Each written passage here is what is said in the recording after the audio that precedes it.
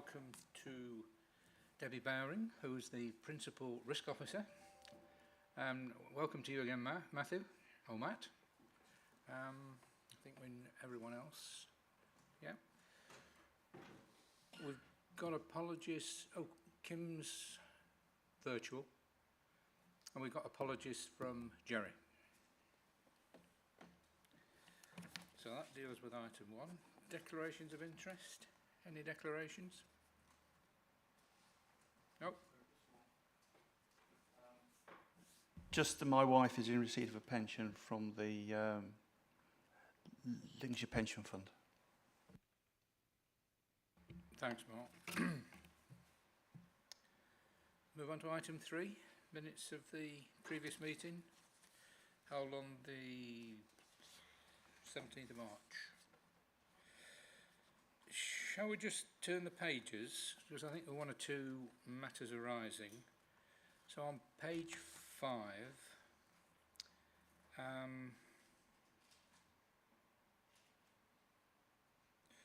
Matt, you were going to investigate something there.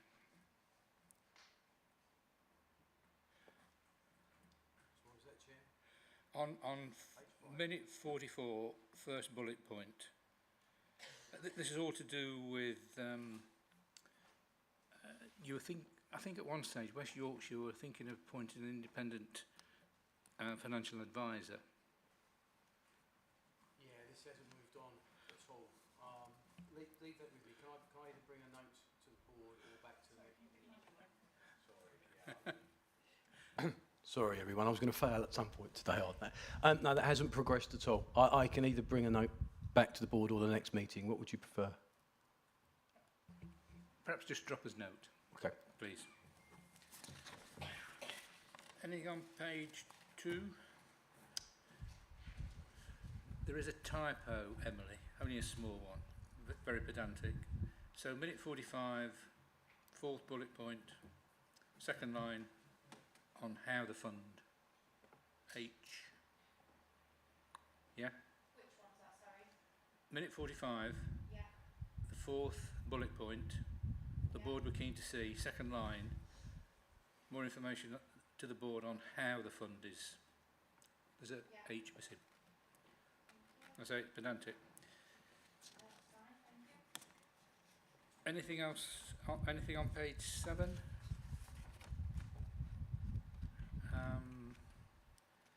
Page 8. On minute 49, again, Jerry's asked the question. Have the personal visits started? No, not yet. I did a little check. They are due, Right. penciled in, I think, to start from next month, COVID conditions permitting. We have in the interim, though, been contacting members that we can, those that have phone numbers and emails. It's not ideal because obviously a lot of people don't want to talk to us, but we are, because there's a reason that they maybe don't want to claim them, whether they don't understand or there's something else. But obviously to visit, that's what really gets the benefits in payment. From next month, conditions permitting. Right, thank you. Anything on page 9? Page 10? Again, Jerry raised a question on 53, 3rd bullet point about the 2 separate audits, and well, that was kicked into touch the day after the meeting, wasn't it? The answer being no. Page 11 and page 12. Happy for me to sign those as a correct record? Yes. Thank you. So item 4. I think this is you, Joe, Pension Fund Update Report. It is, thank you, Chairman. So this is the standard quarterly paper, and I'll briefly run through the key points in each section. Section 1 on page 13 and the appendix on page 21 shows how the fund meets the requirements of the pensions regulator. One member of the committee is yet to complete TPR's training toolkit. Once that's been done, B12 will move back to green. In response to the question about what was being done about this, discussions have been had with the chairman of the committee about the lack of responsiveness from this committee member, and the chairman has raised it with the political party's chief whip.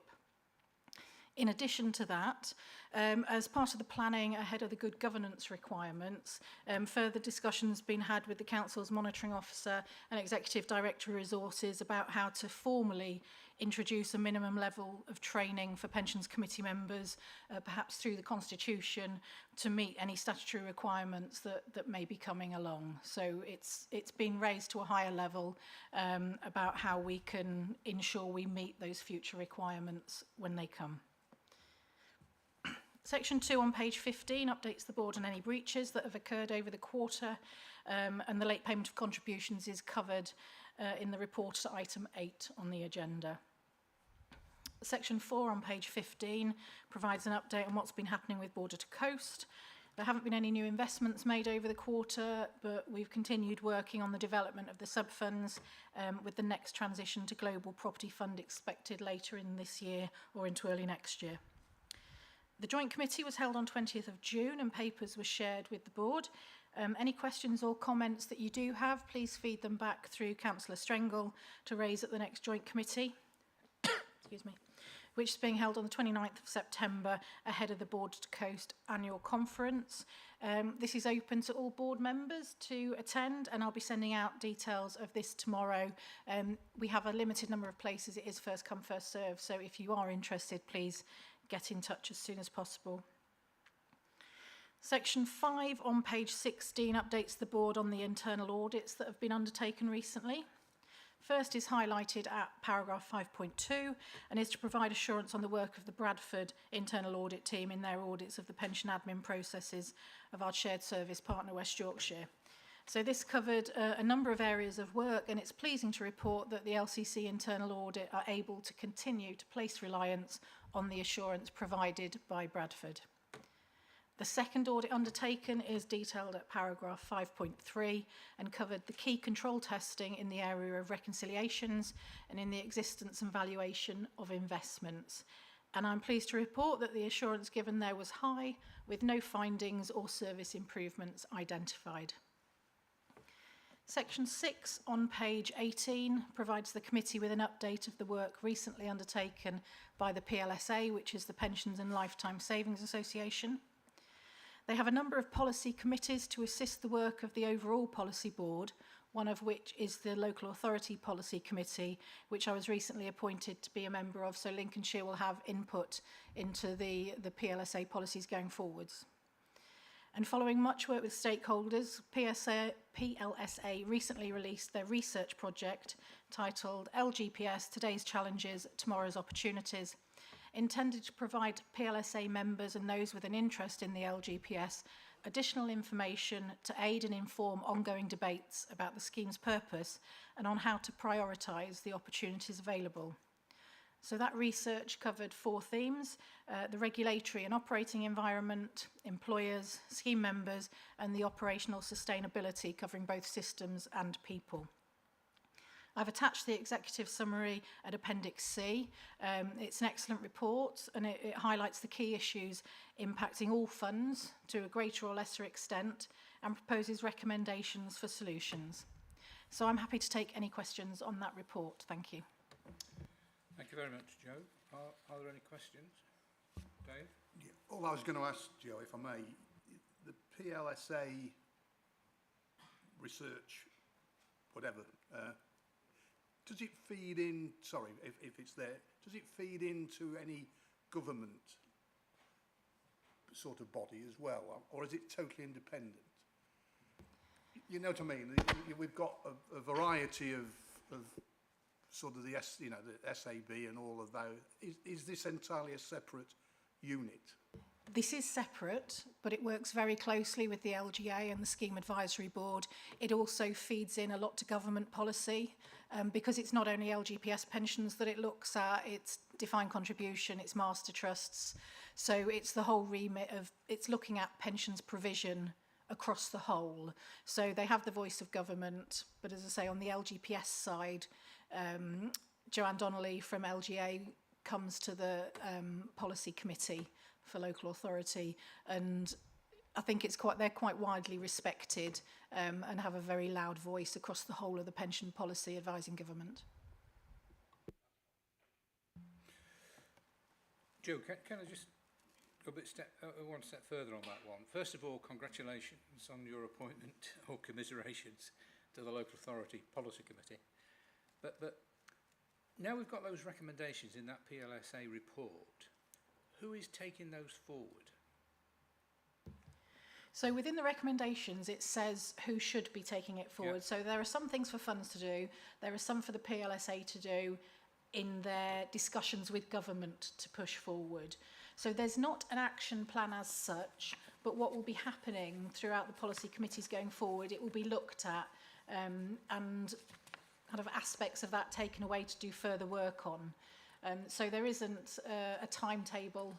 It was done very much just to highlight the complexity and challenges and be able to respond to the question, is the LGPS sustainable, which has been coming from a lot of angles.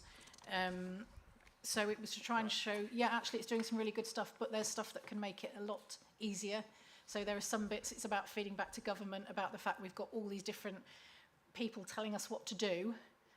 Can we simplify that, or can we perhaps have a roadmap so we know who exactly is responsible for what? And then some of the things around the sustainability, you know, recognising the difficulties in recruitment that Matt mentioned earlier, and systems, and just the whole complexity of everything really. But at the end of the day, we've worked through things, we've got solutions or proposals, and it's just about continuing that collaborative work. And we will come back and we will look at, you know, as the PLSA will come back and look at how are we doing against this, what are we doing, and what more can be done. So it's not that it's a piece of research that's been written and it will now be shelved. It will be used going forwards. And I mean, the interesting thing for me is that PLSA are not kind of in competition with SAB, they're working together. Just one other question from me. So the joint committee was a couple of weeks ago.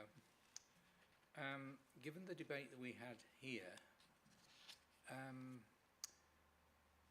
did the joint committee kind of discuss that? And if so, did they make a decision in terms of investing in emerging markets? There was much discussion on it. The way the joint committee works is there's a funds only meeting ahead of the formal joint committee. So that was the key topic within the funds only meeting. And there were 3 funds of the 10 that are invested that had concerns, Lincolnshire being one of those. There were other funds that were completely content and gave their viewpoint that we're investing in China whether we like it or not, indirectly by holding Apple, for example. So the idea that we can just not invest in China, which was some of the issues where committees were completely against any investments in China. It was kind of, well, we're there anyway, through supply chains, etc. So there was an awful lot of discussion. Then in the joint committee, there was one of the papers that was presented, which was shared, explained in further detail the rationale behind having the China manager and the additional emerging market manager, and Graham presented that paper at the joint committee, and there was more discussion. The decision, the recommendation again, though, was just to note the report, because it's not within the joint committee's domain to say yes or no to that. It's a board decision of the company, because it was still within the strategy that was agreed in creating that sub-fund.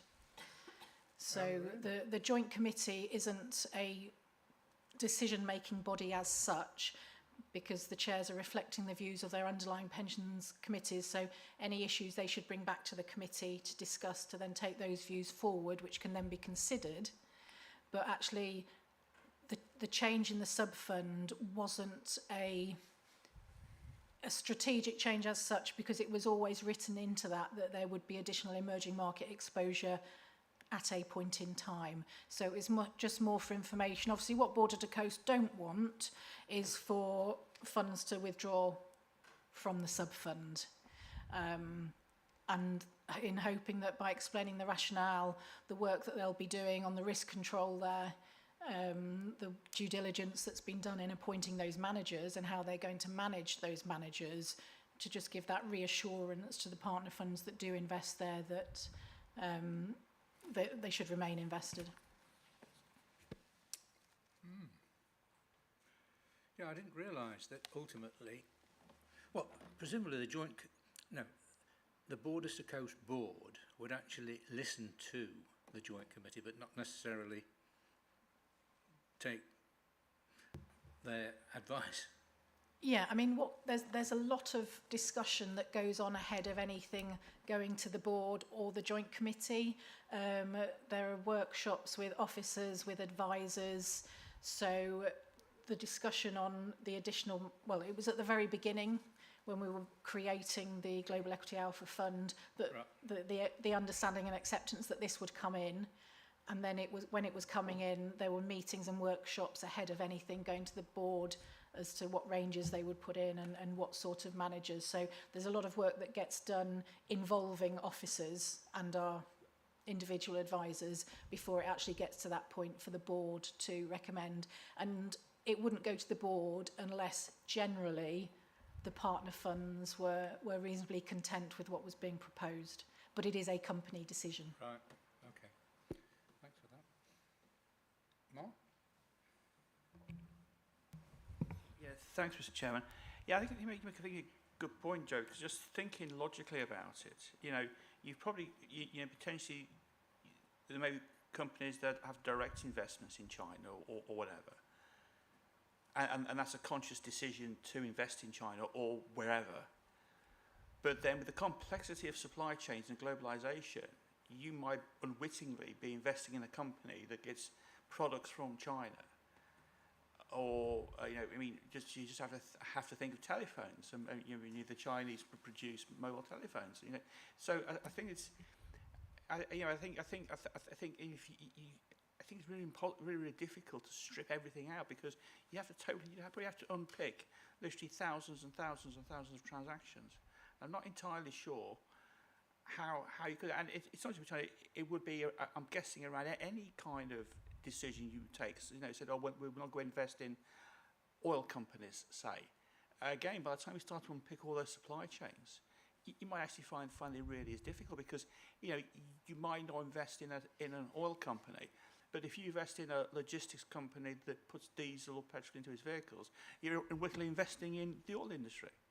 So I know it must be really, really difficult for the fund managers, but if you start thinking logically about it, complete divestment would be virtually impossible.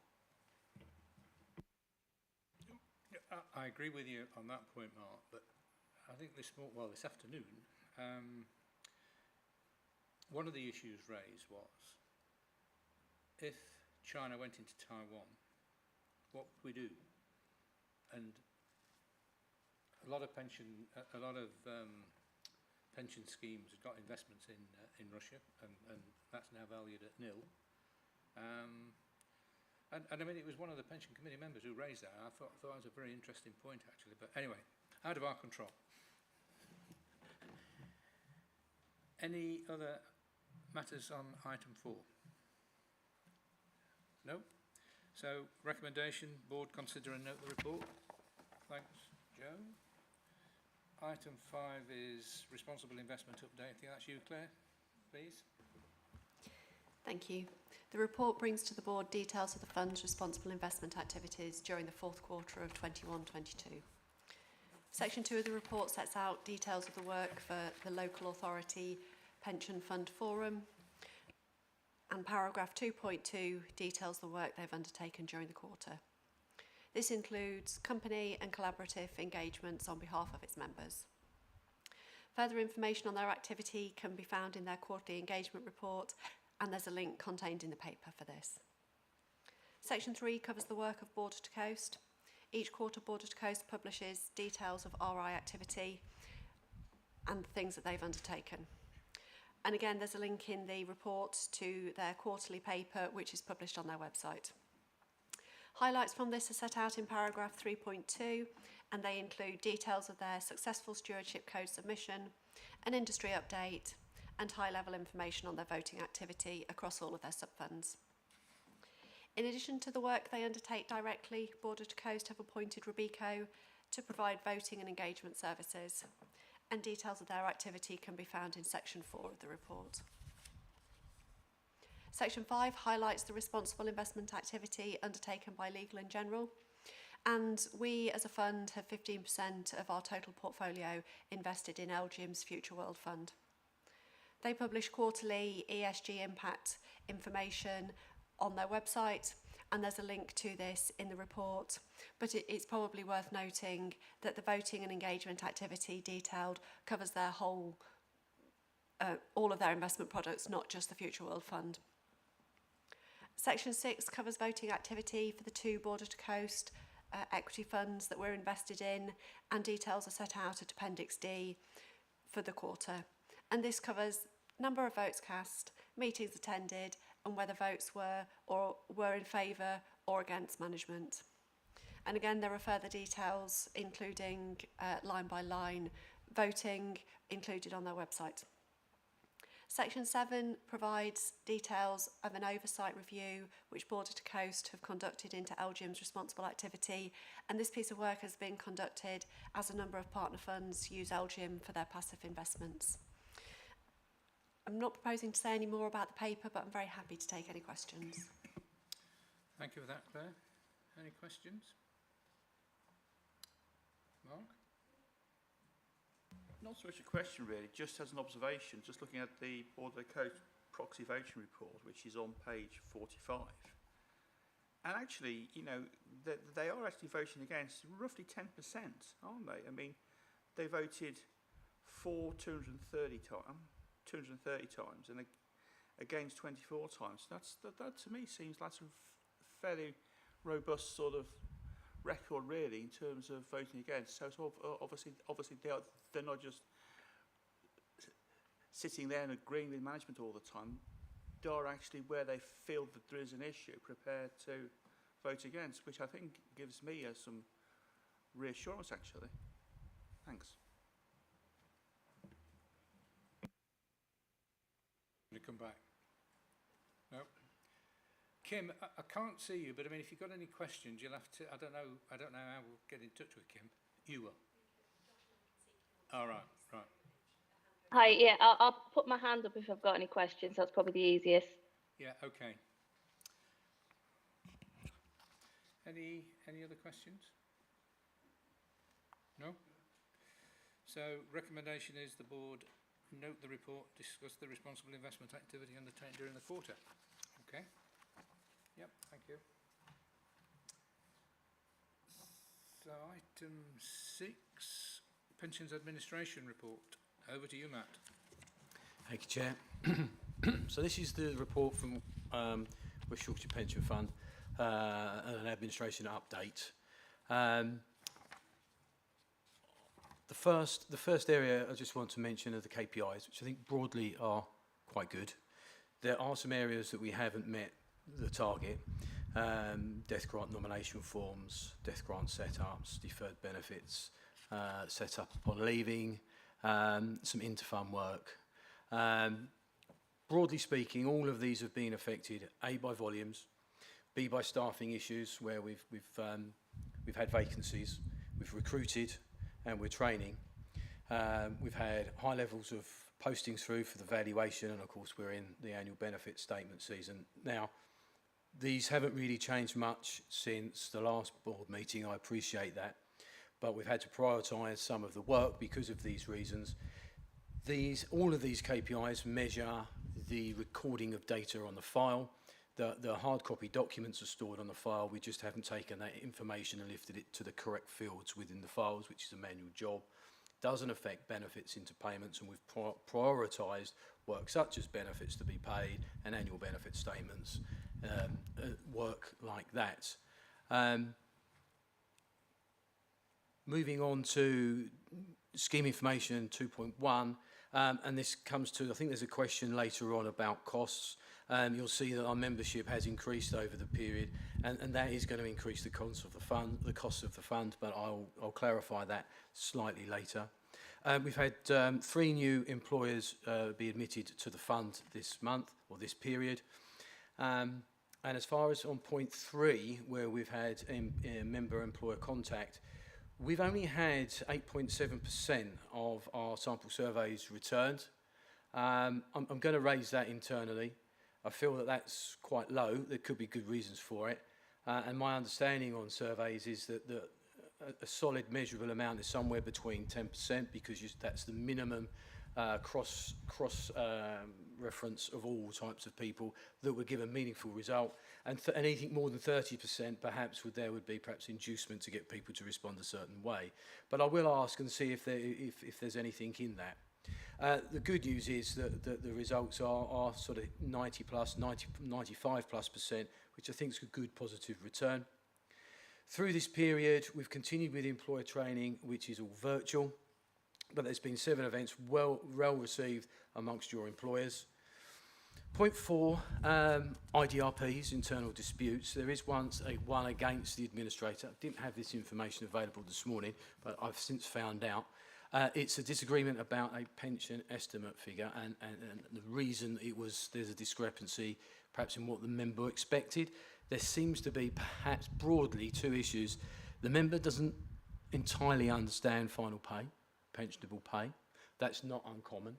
And there was also an honorarium paid during this period to the scheme member. Now, generally speaking, they're not pensionable. We can see that pension contributions haven't been deducted. That's not the understanding of the scheme member, so it will go back to the employer for clarification. Certainly, if it is pensionable, contributions would need to be deducted, and then we can use that as part of the process and the calculation. Looking at appeals, stage 1 appeals against employers, and if we look at the bottom one, 4th of March, it's an appeal against refusal of ill health pension. The employer has referred this for a further medical review. That was on the 15th of June, so we await the outcome of that. Stage 2 appeals, the one that was an application on the 8th of June, again, personal information required. It has actually been referred to another independent medical practitioner. And curiously, the employer has asked us about medical information, or is there any more medical advice? Well, clearly we don't provide that. It comes from the scheme members, medical advisors, or the member themselves. So we've questioned that. There might be a need of training for the employer. And the IDRP 11th of March, that was turned down, and a letter sent to the scheme member on the 20th of June. So that should bring those up to date. I mentioned there's been 3 new admitted bodies in the scheme. There's also been work carried out on 10 other potential admissions. Obviously, they might not come to fruition, but it's a lot of work that has been undertaken. And then we come to point 5.2 and staffing. I was broadly a good message in the end last week where we said we were recruiting to all posts, and we were filling our pensions officers and senior pension officer roles. We still have 13 vacancies. It seems to be an ongoing saga nationally. Many, if not all, funds are recruiting to, if not singular, multiple posts, and there seems to be quite a lot of pension expertise missing from the industry at the moment. However, 4 of our vacancies were created by internal promotions, which I think is very good. We've created another couple of posts as well, another 2 posts, which I think is good, so we've got 6. That means there's another 7 posts that we still need to recruit to, and they're a mix of people that joined us and it wasn't for them. That happens from time to time. And unfortunately some members of staff have left in that period, experienced people. So we are still in the process, we are still recruiting. We've already commenced the process, and we'll just keep you updated. Audits have already been mentioned, but we're really happy that they are good to excellent. And there are 5 recommendations that we've picked up, and they range from sort of continuity contacts and succession planning, but we're looking at those. Now, 6.0, current technical issues. I think there was a question raised on that, Chair. So, that is correct. Yeah, would you like me to address that now? Yeah, may as well, please. Yeah, the DWP response. We and the consultation, we don't usually provide a response or rely on the LGA. On this occasion, we did. It wasn't very encompassing or in great detail, and pretty much said, yes, we are doing everything we can, but there may be an issue with the data, or at least entirety of data required because of the timescales that we're under. What I can also say with that DWP and the consultations, we was expecting a response to the dashboards this summer. We think that now might be pushed back to autumn because of the events that's happening with government at the moment. I don't think there was any other comments on Appendix B, but if anyone's got any questions, then please let me know at the end. Web registrations, they've broadly been going up, but again there was a question about pensioners. They seem to have jumped quite well from quite a lot from 24.63 to 33.76%. We've targeted pensioners at the beginning of the year, targeted communications exercise, including the issuing of P60s. We're asking them to register with the portal and look at their information there. I think broadly that's been a success. Because of where we are with evaluations and postings and annual benefit statements, that's now been paused, but it will recommence in the autumn. And when it does, we won't just stop with pensioners, we'll then start to target other age groups, including, from actives and deferreds. And hopefully over the next few months, we'll see those numbers start to increase. There was a question on the budget, which, as you can see, is going up. There is a reason generally broadly that it's going up, and that's because the costs of the cloud remedy will now start to be recovered over the next 4 years from all our partners and clients. These are the costs for the development of the UPM system. And what we can see is that additionally to that is there's been an increase in membership. So the costs on the bottom table, our costs, because it went to £3.47, I think, per head, and then there was additional 867 members, which pushed the costs up. We haven't won any awards lately, and I think that's it. I believe I may have missed something with, did I mention, and forgive me, my memory's a bit, did I mention the review of the KPIs, Chair, as I went through the initial, that was the first point. You did I this didn't. morning, but not this afternoon. Right, let me do that now, because I think it's important. The KPIs are broadly good, but what we have been doing in the background, which you won't be aware about, is that we've reviewed our IT framework or infrastructure over the last year or so. We've actually replaced all our servers. We've made sure that UPM, the pension software, has been upgraded to the most available current version, so with all the latest calculations, etc. on that. What we haven't done recently is review the KPI process themselves, and by that I mean the measurement, the end-to-end member experience, how many days it takes us to work it, what happens if we have to append it and wait for further data from employers or things to be returned from scheme members. We are looking at that project right now. I've contacted all LG partners and fire authorities to formally say we are looking at that process and reviewing them. In that part of that process will be to look, we are measuring at the right point, at the right time, and then maybe if the process is still fit for purpose. We are dual running, if you like, through the summer. We will analyse those responses, and where there are differences, whether the KPI has changed positively or negatively, we'll focus our attention because something would have changed, and our intention is to roll out this new version of the KPIs this autumn, and we will bring updates to our partners in the client meetings, and I will bring an update to the board in September and December. Okay, thank you. Just whilst you're on that paragraph 8.1 about the costs. Yes. Because this was Jerry's question. Yeah. Of that nearly £300,000 increase. Yeah. How much is that related to McLeod? And the second point would be, you said there was an increase in numbers. Yeah. And that's now, the way I think about it is if there's an increase in number, you're sharing the costs over a bigger number, and therefore the cost should come down. But don't let's get embroiled in that. No, that's okay. It's what element of that 207? How much is McLeod? How much has that been factored into that 276k? The amount for McLeod costs in the system, at the moment, well, you had 0.16 million applied to Civica costs for the development of the system to 21-22, and there's an estimated cost of 1.6 million that will then be collected over the next 4 years. Okay, and I get your point on the numbers, but I think the way it was put to me, and I'm always happy to check, was that the cost has gone up per head, and you have more heads, because yeah. Right. Okay. I didn't take. I didn't.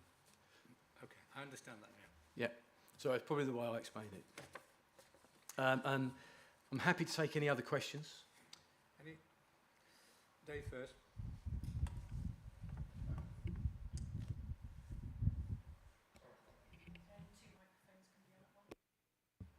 There we go. Sorry, Matt, sorry.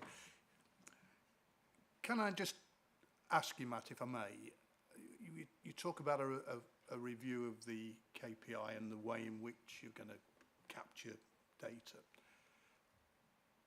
Are you purely looking at what you do as a pension scheme administrator, or are you going to capture sort of more performance measures to compare against other, say, funds or like, you know, like for like? I mean, these KPIs are what you're delivering and what you've set, but is there an industry standard that you're going to compare yourself against? I think there are broad standards, and I think that's where we've taken the target measures from. And I will be looking at that as part of the process, because it's no good us saying our target is 85% if we've just guessed or made it up. That sounds rotten. It's not as lackadaisical as that. But there will be certain standards out there that funds use as a general guide. And I think it's worth noting where we can get that guide from. Now, whether that might be something from LGA or CITFA or somewhere like that, you know, Joe, do you? Is it CITFA? Because I think it is. Pass it.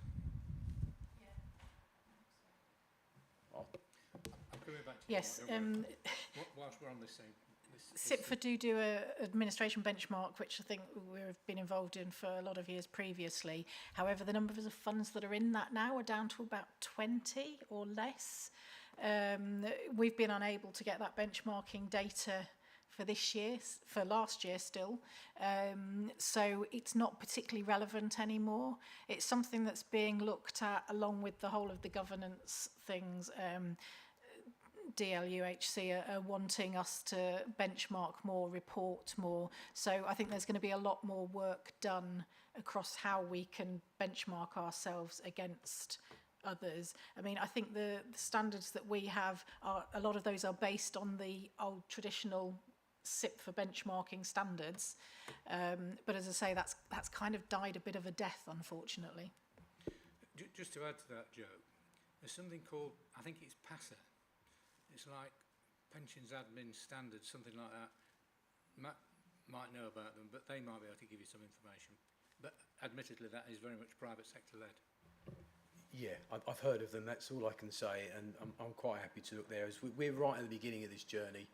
The KPIs have been written, the full suite now have been written, but they haven't been tested. You know, in the best IT way, they haven't been tested. So that's over to the administrators to ensure that they work and the data that we're pulling is correct. We're also talking to our administrators, right from the EMs down to the most recent people, because they need to be aware of whenever they click a button, how that feeds through to the report. Just something simple. If you complete a piece of work and you need to pend it, in other words, put a due date for a month where you're expecting for data to come in, a form from a member, then they need to hit the button. Because if they don't, we'll count the 31 days that didn't need to be counted. So that sounds really silly, but it's at that point that we're starting the journey. So we're talking to our staff and we're looking under the bonnet of the KPIs. There will be changes in results, but we'll explain and report on those along the way. Yeah, thanks, Mr. Chairman.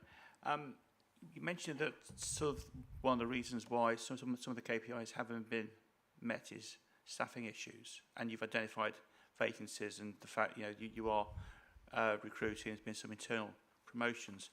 In terms of the roles, are they do people have to sort of do the job on site, or can they be hybrid or whatever? Because I'm just thinking that if jobs can be done hybrid or whatever, or remotely, you might have a you might have a bigger pool of people to potentially recruit from. That was all. Thanks. I think the recruitment's already been quite flexible. You know, I'm a good example of that. I'm employed in West Yorkshire and I live in Chelmsford in Essex, and somewhere in between I come and meet with everybody 3 months. It's a little bit more difficult with our more junior grades, because often they have no pension experience and they definitely benefit from the office environment and having knowledgeable people around them. However, it doesn't mean to say that they can't work remotely, and at the moment we are only required to be in the office twice a week. So it is definitely a hybrid. I don't think it's going to change anytime soon. COVID hasn't gone away, but I think equally, as much as we can be flexible and have these hybrid arrangements, so can the other, 80 odd administrators. So it's a bit of a double-edged sword, but we are trying our best to recruit. Dave? Thanks, Roger. Sorry, Matt. I'm just going to ask. This is purely a. You'll understand what I'm going to ask you. These KPIs are retrospective, back to the 31st of March, aren't they? So it's not reflecting current working sort of how they may have improved. But I'm not going to. But we'll pick them up next time. But this is just a petty thing. On death in service, and I'm looking at that, it didn't fail, but the average time taken for each death in service, and there was 7 of them, is 47 days, it says. Yes. When the target was 10 days, is that a real reflection, 47 days? So. I haven't. Let's have a quick look before it's death in service. How many were there?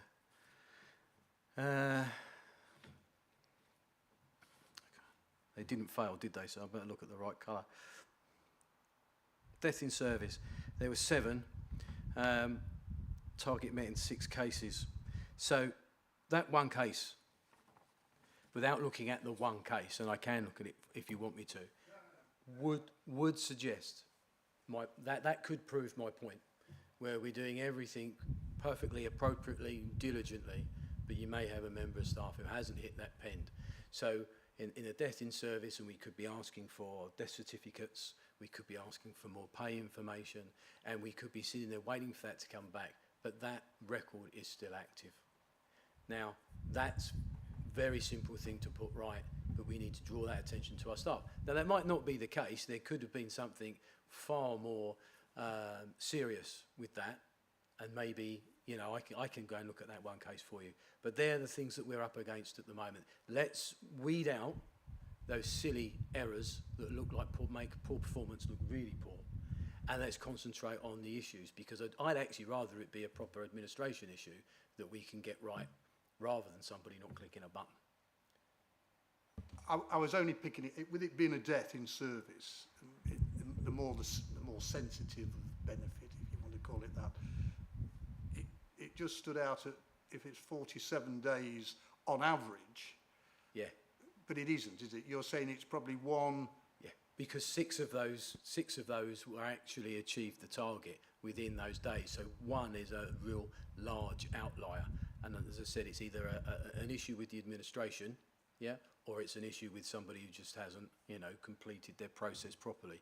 And I want to weed those out, because actually, once we get everybody working in the same way, a common practice for all our administrators, and that mindset, and we'll have people working at home and in the office, and we'll be sharing that knowledge. We need people to do this, because then we can identify real issues. That could be issues with ourselves. We can, with the new reporting, identify issues with our employers. So we could still meet the KPI, but if that KPI, say, was 5 days worked, but when we look at it, it took us 6 months for us to do our 5 days work, then there's clearly an issue with getting the data from the employer. So we can highlight that with these new KPIs and use it as a tool to speak to the employer. But until we run those analyses, we A, don't know if those KPIs are truly working properly, and B, what we can do to put them right. We are right at the beginning of the journey. And I'm a little bit nervous about it because it is going to be a different way of working, and there's lots of things for us to get right. And one part of that is communicating with the boards and our partners.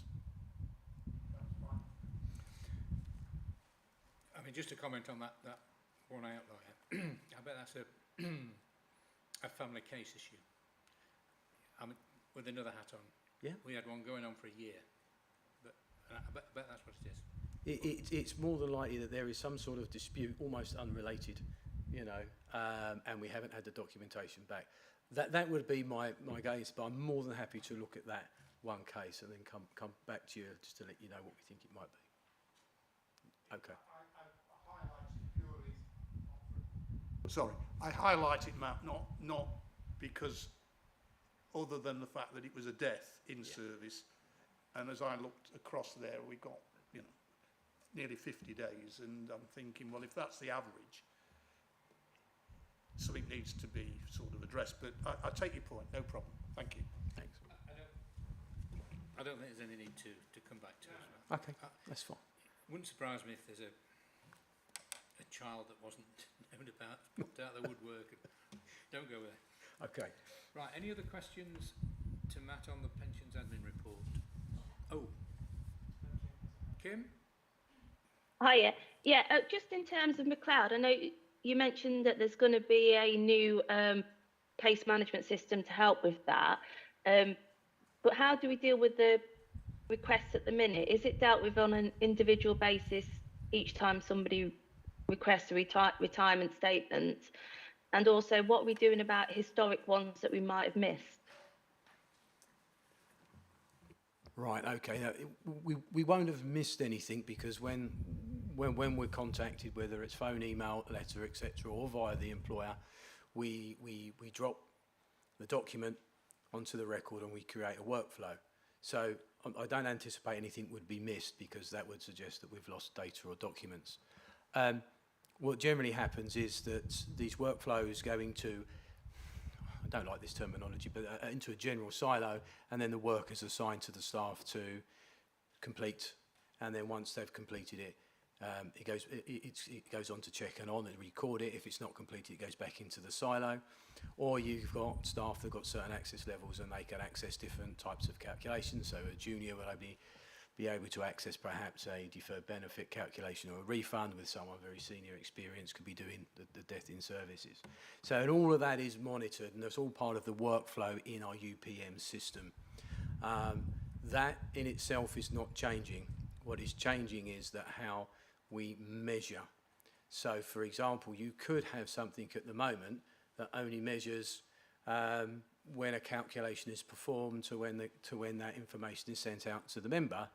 What I would expect to see is that the measure is from when the first request enters the system, so that first document, then it's measured again while we do the calculation, then it's measured again while we check, and potentially even measured again before the documents are sent out. So you could go from perhaps a two-stage checking system to 5 or 6, depending on the complexity of the process. That's the foundations for that's already there. It's just with the software that we had at our disposal and the knowledge and understanding of KPIs back in 2015, is they might not be quite as robust as we thought they were then, or even if they were then, which I assume they were. Time's moved on, and our ability to look at this information and draw the data has improved. So we just now need to go back and make sure that what is in place is still fit for purpose. Is that okay?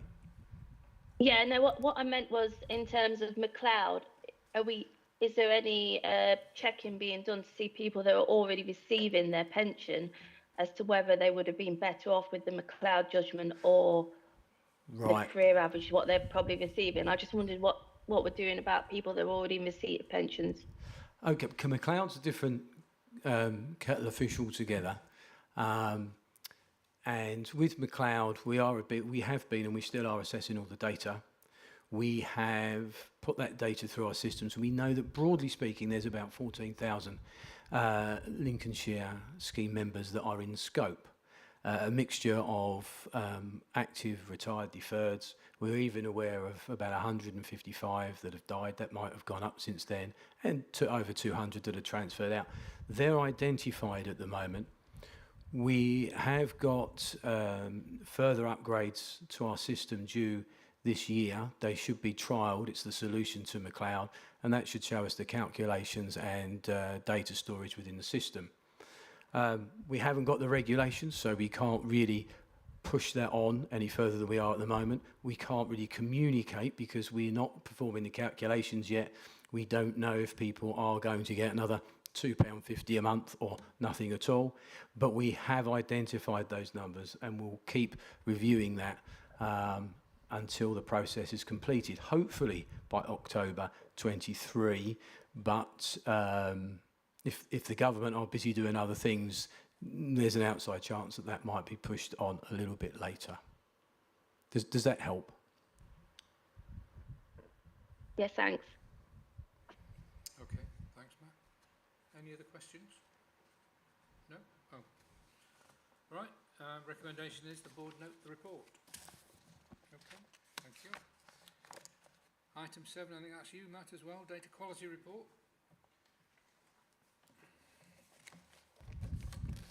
Thank you, Chair. Right, now, I think broadly, the journey here is quite good.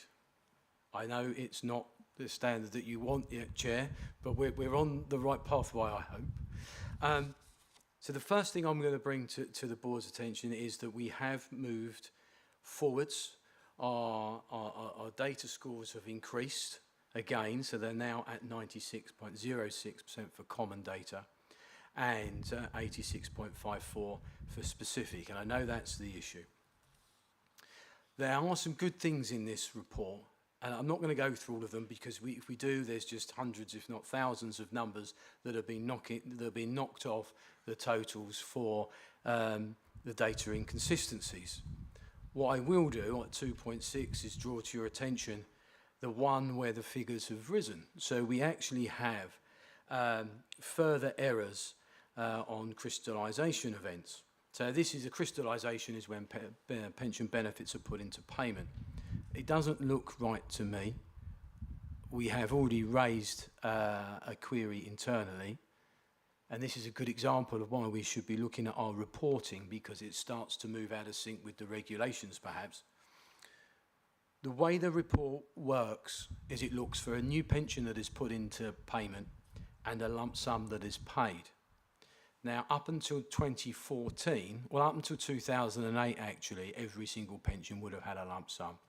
And then as we move further away from 2008 and then into 2014, there are no automatic rights to lump sums. So we are having more and more members that just take a pure pension. This report is still looking for pension and lump sum. And if it doesn't find that lump sum, it says that there's an error.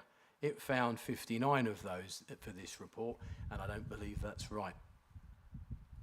So that's for us to do some work on. I will bring that back to this board when I've got further information. Until then, we'll report on those figures, and I'll challenge those every time. The other thing to bring to your attention is the extra information that I've provided for points 2.5, 2.8 and 2.9, because this really is the crux of the data score issues. I don't think it's ever been articulated in this way, but essentially we have the data. It's sitting in archived documents that are on the records, so paper records. Many, if not all of them, came across from the previous administrator. And I'm not apportioning blame here, because at the time, things like national insurance contribution rates and guaranteed minimum pensions, G&P amounts, weren't ever recorded. at least not in the way they are now. So there was no need to put them in a field on a member's record. Now, because for most of these, the benefits are in payment, they're pensioners, or they've left and their pension has been calculated and deferred for a later date, that information has already been captured and included in those pension values. So the fact that I can't report on it is a reporting issue. It's not an issue about the pension values for those members.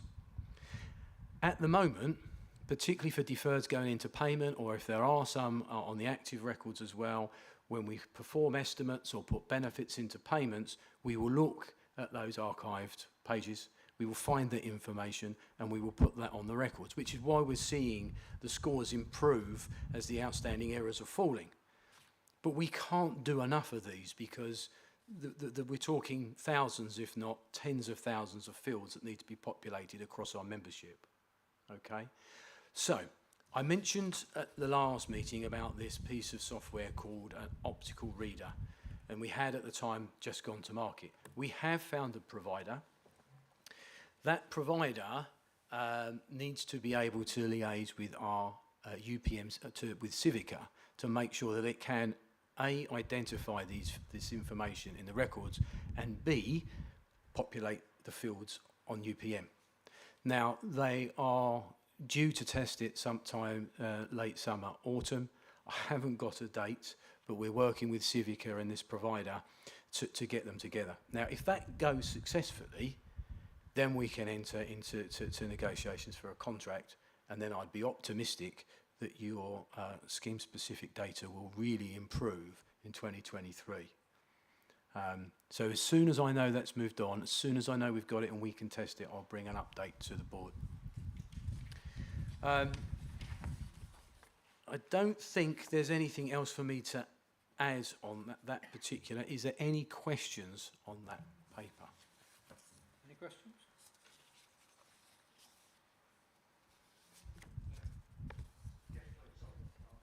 There we go. Sorry, Matt. Can I?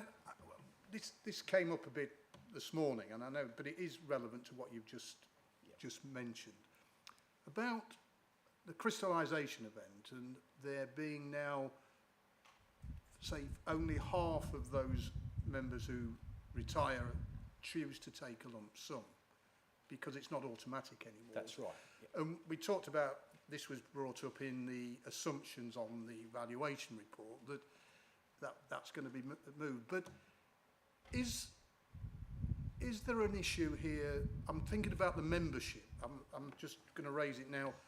That the commutation rate 1 to 12. Yeah, is quite low, isn't it, relative to what? Yes, 1 to 12 used to be 1 to 20 in previous incarnations, wasn't it? And I'm not very low.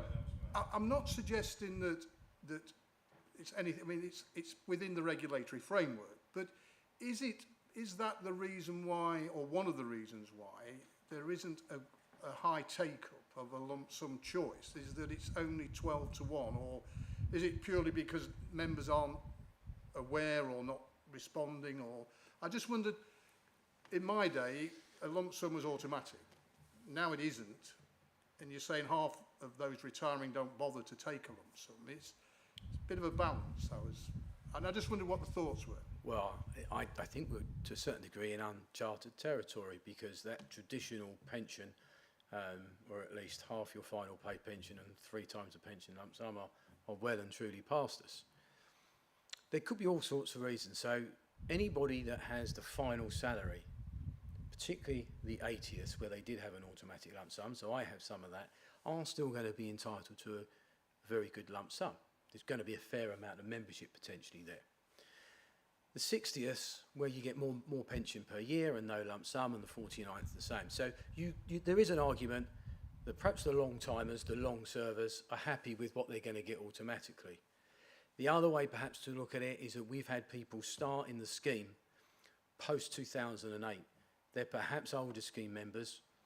They have a pension elsewhere. They may access their lump sum from that, so they just see this as an income.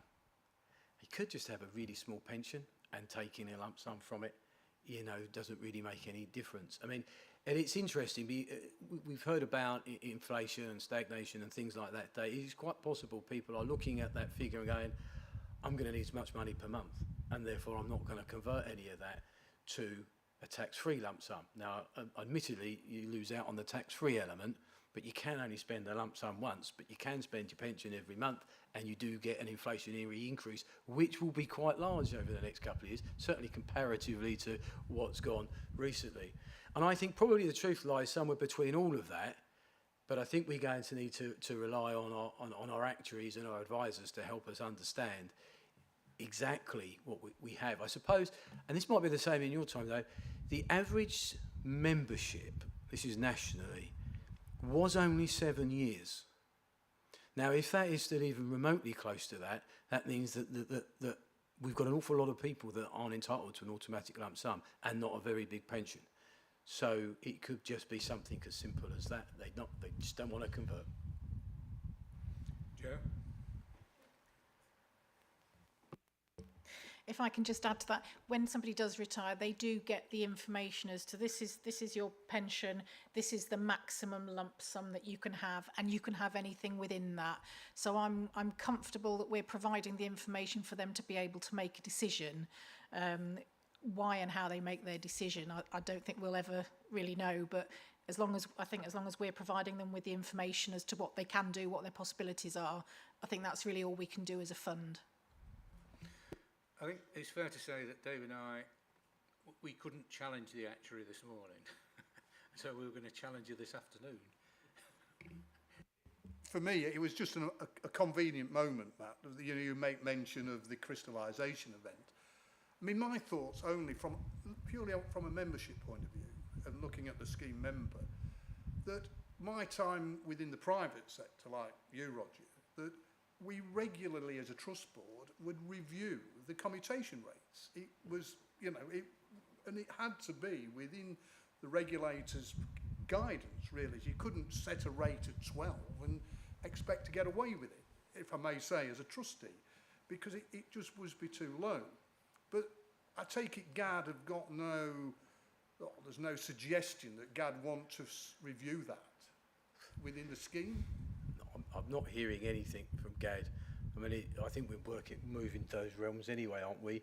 With inflation and additional costs and things like, you could look for a whole new revamp of all our costs and reductions, including, I mean, look, the question I could have asked the actuary this morning would be, with longevity, is that going to affect the early retirement reductions? Because, you know, and it could. They haven't been reviewed since 2014. So I think that we need to wait and see if our advisors can lead us on that. I think, with Joe's point, we actually put that information, the maximum lump sums, on the annual benefit statements as well. So we educate every year.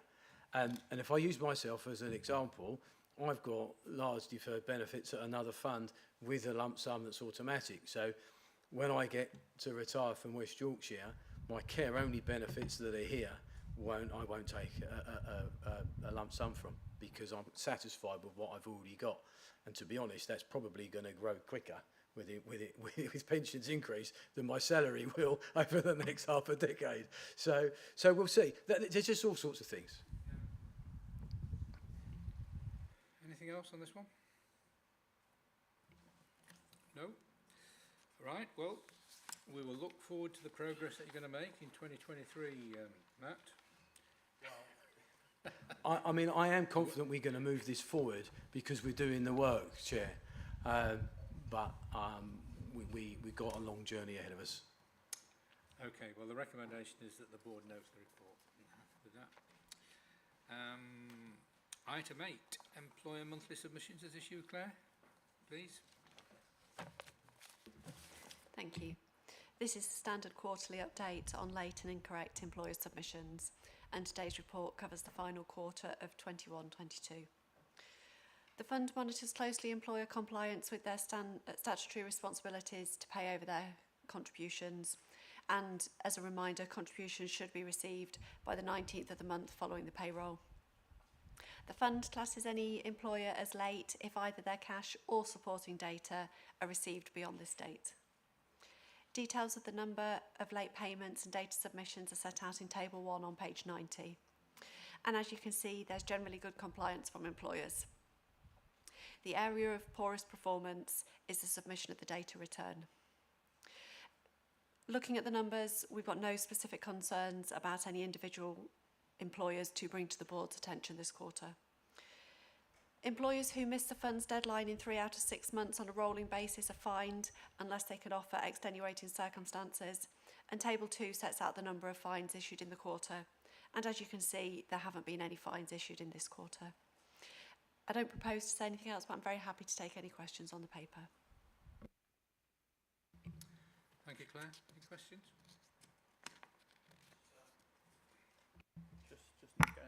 Just an observation. I can remember when we used to get this report, and there were quite a few fines being issued. So it definitely seems to have been improving over time. You know, I think that look at the taking the last year, the year has only been 2. So I think that's great credit to everybody too. You know, for chasing all this through. Thanks. Yeah, I think there really is a reflection on the work that the fund has done, and that's great thanks to Josh, who does the bulk of that. And I think we saw particularly in March, really good performance, but we were in touch with an awful lot of those employers because obviously we want their data in for the valuation prior to year end, but we also want that for our accounting. But that kind of interaction we couldn't sustain every month, so there will be little fluctuations from that. I think what we've seen in the previous financial year is one employer, a payroll provider, who had an awful lot of clients in Lincolnshire who was struggling with their performance, and that really has a massive impact on it. So while there is great thanks to Josh for that work, we are also at the mercy of those employers doing what they need to do and getting themselves in order for us to be able to show good performance here as well. Any other questions? Well done, Josh. Keep at them. Keep at them. 1 year we'll get 0. Right, the recommendation is, we'll note the report, consider if there's any further action. Well, in the light of that praise, we'd better continue as we are. Right, next item is item 9, that's the triennial valuation. A BW ringing in, or? Yes, I shall just do a brief introduction and then we'll hand over. So the board should remember they attended some training in February on the triennial valuation process, and we're now progressing that with getting the whole fund member data prepared to send to the actuary by the end of this month. So this has involved a lot of work for our administrator and the employers to make sure that that data is as clean and as up to date as possible. The next step then is to understand the process that our actuary uses to set the assumptions, as these are key to the outcome of the valuation process. So Melanie Durrant from Barnet Waddingham will now explain the process of how the key assumptions are set for the valuation. So I'll hand over to you, Melanie. Thank you. Hello, Good afternoon, everybody. Hi, can you hear me? Good afternoon. Great. Well, I was just listening, so it sounds like I should be anticipating some challenge in this session, so I look forward to that. But hopefully you've all got the paper. And as Joe said, it's the valuation process as at 31st of March 2022. This is one of the first key steps in that process, is when we look at the assumptions that we're going to use as part of the valuation, and those assumptions will all feed into all those employer contributions that are certified from the 1st of April next year. So it's a long process. We're very much at the start of the process, and it's going to peak sort of more at the end of the year when we're actually looking at results for individual employers. But like I said, this is the first key step, is to look at the assumptions. So hopefully you've all had a chance to look at the paper. I'm going to spend some time focusing on the executive summary, and then if there's bits you want to dive into in a bit more detail, then that's that I'm happy to do that. So that's page 3. If you could move me on, please, Josh. Right. So I think the first thing to note is that this is a proposal. These are not the firm final assumptions yet, not only because we haven't got all the information yet, but we didn't have all the longevity information that goes into this. That's a separate analysis that's done by our specialist team. So there's a bit of a gap around what those assumptions look like. And in addition, when we look at the financial assumptions, we do look over a period up to the end of June. I'll explain that in a second. But so these are still subject to that change as well. But starting from the beginning, then there's really two key areas of assumptions. There's the financial assumptions, which are all about the how much the pension is going to be. So that's things like inflation, investment returns, salary increases assumptions. And then there's the when. So when are the benefits going to be paid? When is the pension going to be paid? When the lump sum is going to be paid? And how long are they going to be paid for? So the main assumption there is around longevity and life expectancy. So we can think of them as financial assumptions and statistical assumptions, and that's what the paper has been split into. So I'm going to talk about some of the key ones, which we've highlighted in this executive summary, and then happy to take any questions at the end, or as we go through. Happy with that too, to be honest. So it's important to note with all these assumptions that they are long-term assumptions. We've had a really, really volatile intervaluation period, not only with investment returns, we've seen huge swings both ways, largely as a result of the pandemic, but that's been pretty volatile. Also on mortality because of the pandemic, we saw a spike in deaths as a result of COVID. So that's had some strange experience in the last 3 years. And then obviously we're seeing really high inflation at the moment. So we have got quite a bit of volatility going on to deal with. And that's all very much with short-term difficulties, but where we come from as the actuary, we're looking at the long term because the LGPS is a long-term scheme. We're expecting to be paying benefits over the next 40, 50 plus years because there's people in the fund now who are in their early 20s, and hopefully they'll be still receiving a pension, you know, by the time they're 90, 100. So it's a long-term fund. So we need to not get too distracted by the short-term volatility that we've seen. That's been quite exceptional around this valuation, and focus on the long term. So just putting that out there from the outset, just so that is clear where we're coming from in terms of the assumptions. But if we go through this diagram on the executive summary, firstly, just to talk to you briefly about the methodology. So we did some training around this at the start of the year, but we take a slightly different approach in terms of the method compared to the previous actuary. So it's a very tried and tested model that's been used specifically for the LGPS for a really, really long time now, multiple valuations. It gets tweaked along the way, but it is a tried and tested model.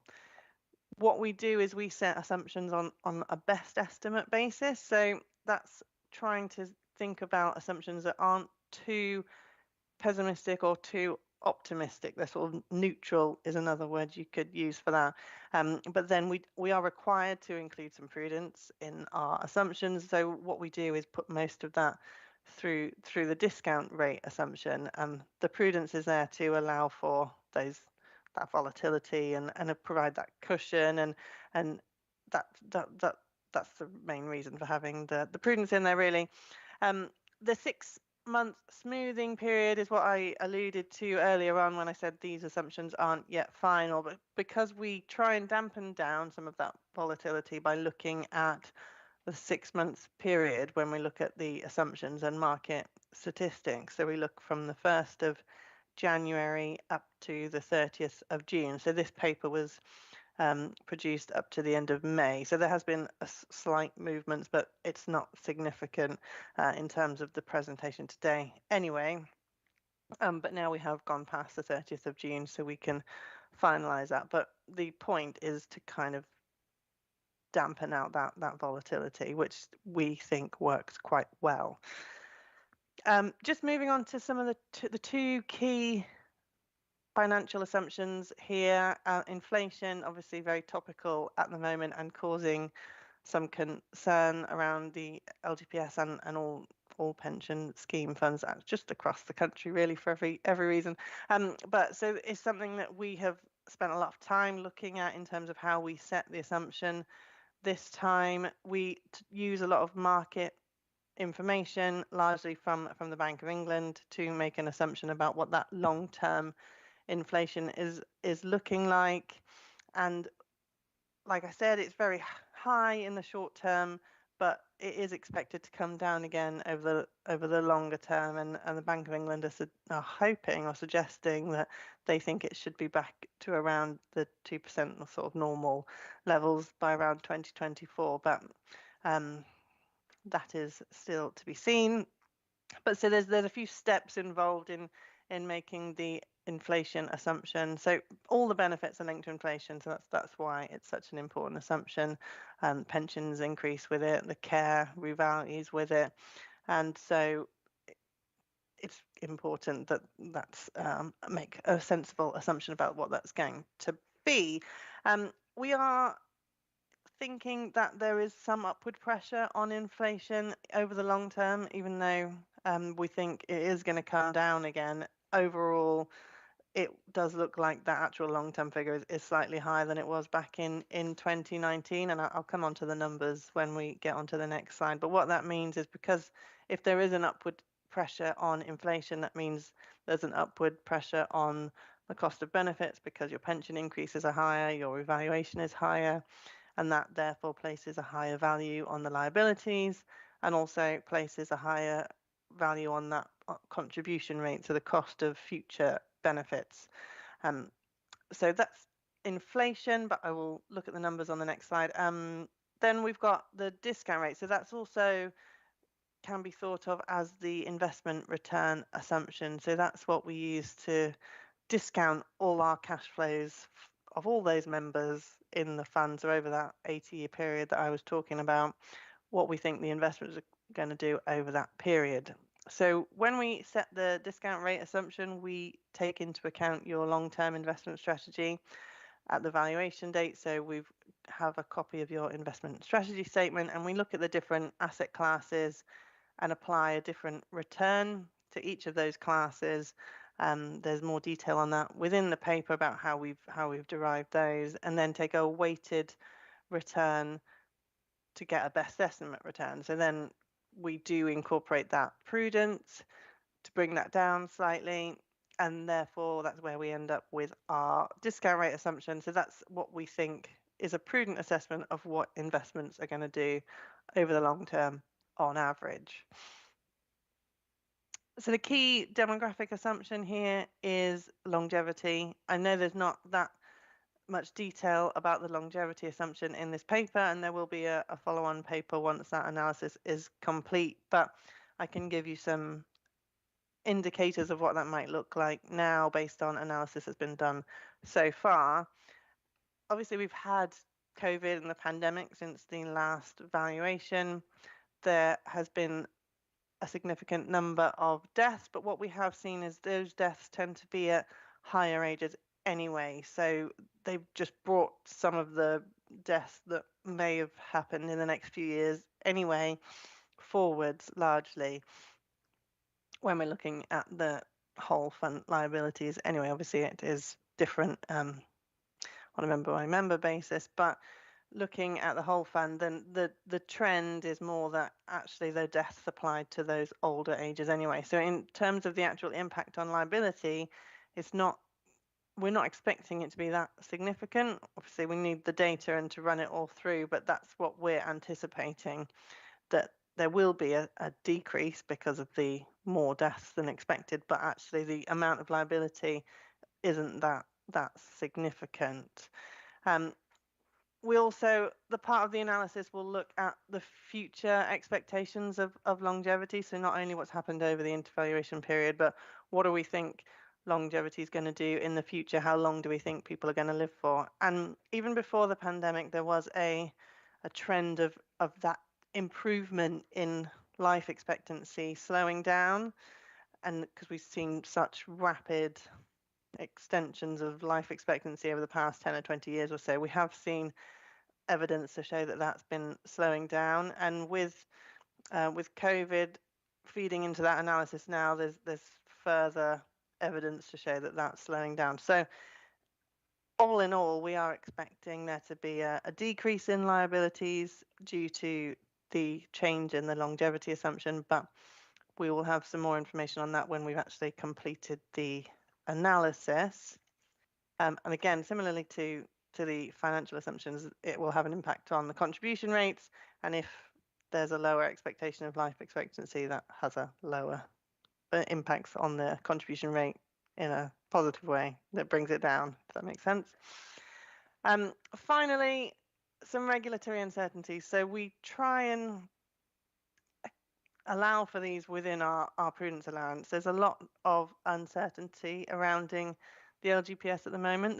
There's more certainty around McLeod. We've heard about that already this afternoon, but when we did the valuations back in 2019, it was very early days in terms of what we knew, what the benefits would look like, and what sort of impact that might have. But now we are 3 years on, we sort of know, even though we haven't got regulations, we sort of know what they're going to look like, and we've been given guidance by DLUC in order to do the 2022 valuation. So they wrote out to all the funds and said, please can you do your valuations on this basis, which is largely what they expect the regulations to look like. So that is what we are doing, and therefore we are able to make a lot more of a sensible assumption or calculations around what McLeod will look like for every member and for every employer. So as one of the outcomes of the valuation, you'll be able to look in a bit more detail around which particular employers are more impacted than others, that sort of thing. That might be quite useful. And there's other uncertainties around the cost cap. They've signed it off now, the 2016 one, but the judicial review is still outstanding. There's still a risk that might get revisited and benefits might change, but we hope not. And then there's other risks that we need to allow for within the prudence allowance as well. One of those is climate risk, and we've talked about that at previous training sessions, but we are expected to include some allowance for future climate risks, as well as other risks such as employer covenant risk and ill health risk, that sort of thing. So overall, that's why we include, there's another reason for why we include that prudence allowance, but we can talk about any of those particular issues in more detail. If you could move me on to page 4, please. So now in terms of numbers, the top row here is looking at the financial assumptions, and the 2 rows compare last time to this time. So 2 rows, 2 columns. So 2019 assumptions that we use are on the right, and then the ones that we are proposing for 2022 are down the center. So in terms of inflation, like I said, there has been some upward pressure on that long-term rate. So back in 2019, the assumption was 2.3, and that has increased to 2.9, and that would put upward pressure on contributions and on liabilities. The discount rate, on the other hand, we do think that the long-term rate could be higher. So that is 4% back in 2019, and then 4.4% in 2022. So that has the opposite effect and could bring contributions down and reduce liabilities. But what's really important to note with these 2 numbers is actually the difference between the 2 rather than their absolute values, because what we're really interested in is in the return above inflation. So in 2019, that was the 1.7 if you take 4 and 2.3, the difference between the two. And then in 2022, the difference is the 1.5% if you take the difference between the 4.4 and the 2.9. And because that number has come down, that does still put an upward pressure overall on liabilities and contribution rates. Melanie, The one that's Melanie, hello. Can I just ask a question at that point? Yes. You know the discount rate. So you regard that as kind of the investment return. Yeah. So if I look at Joe's report this morning, the annual return is 8.35% from inception, which is 1987, I think. So what degree of prudence have you factored in to the 4.4? Because like the simple side of me suggests that that ought to be higher. But you're the actuary. Yeah.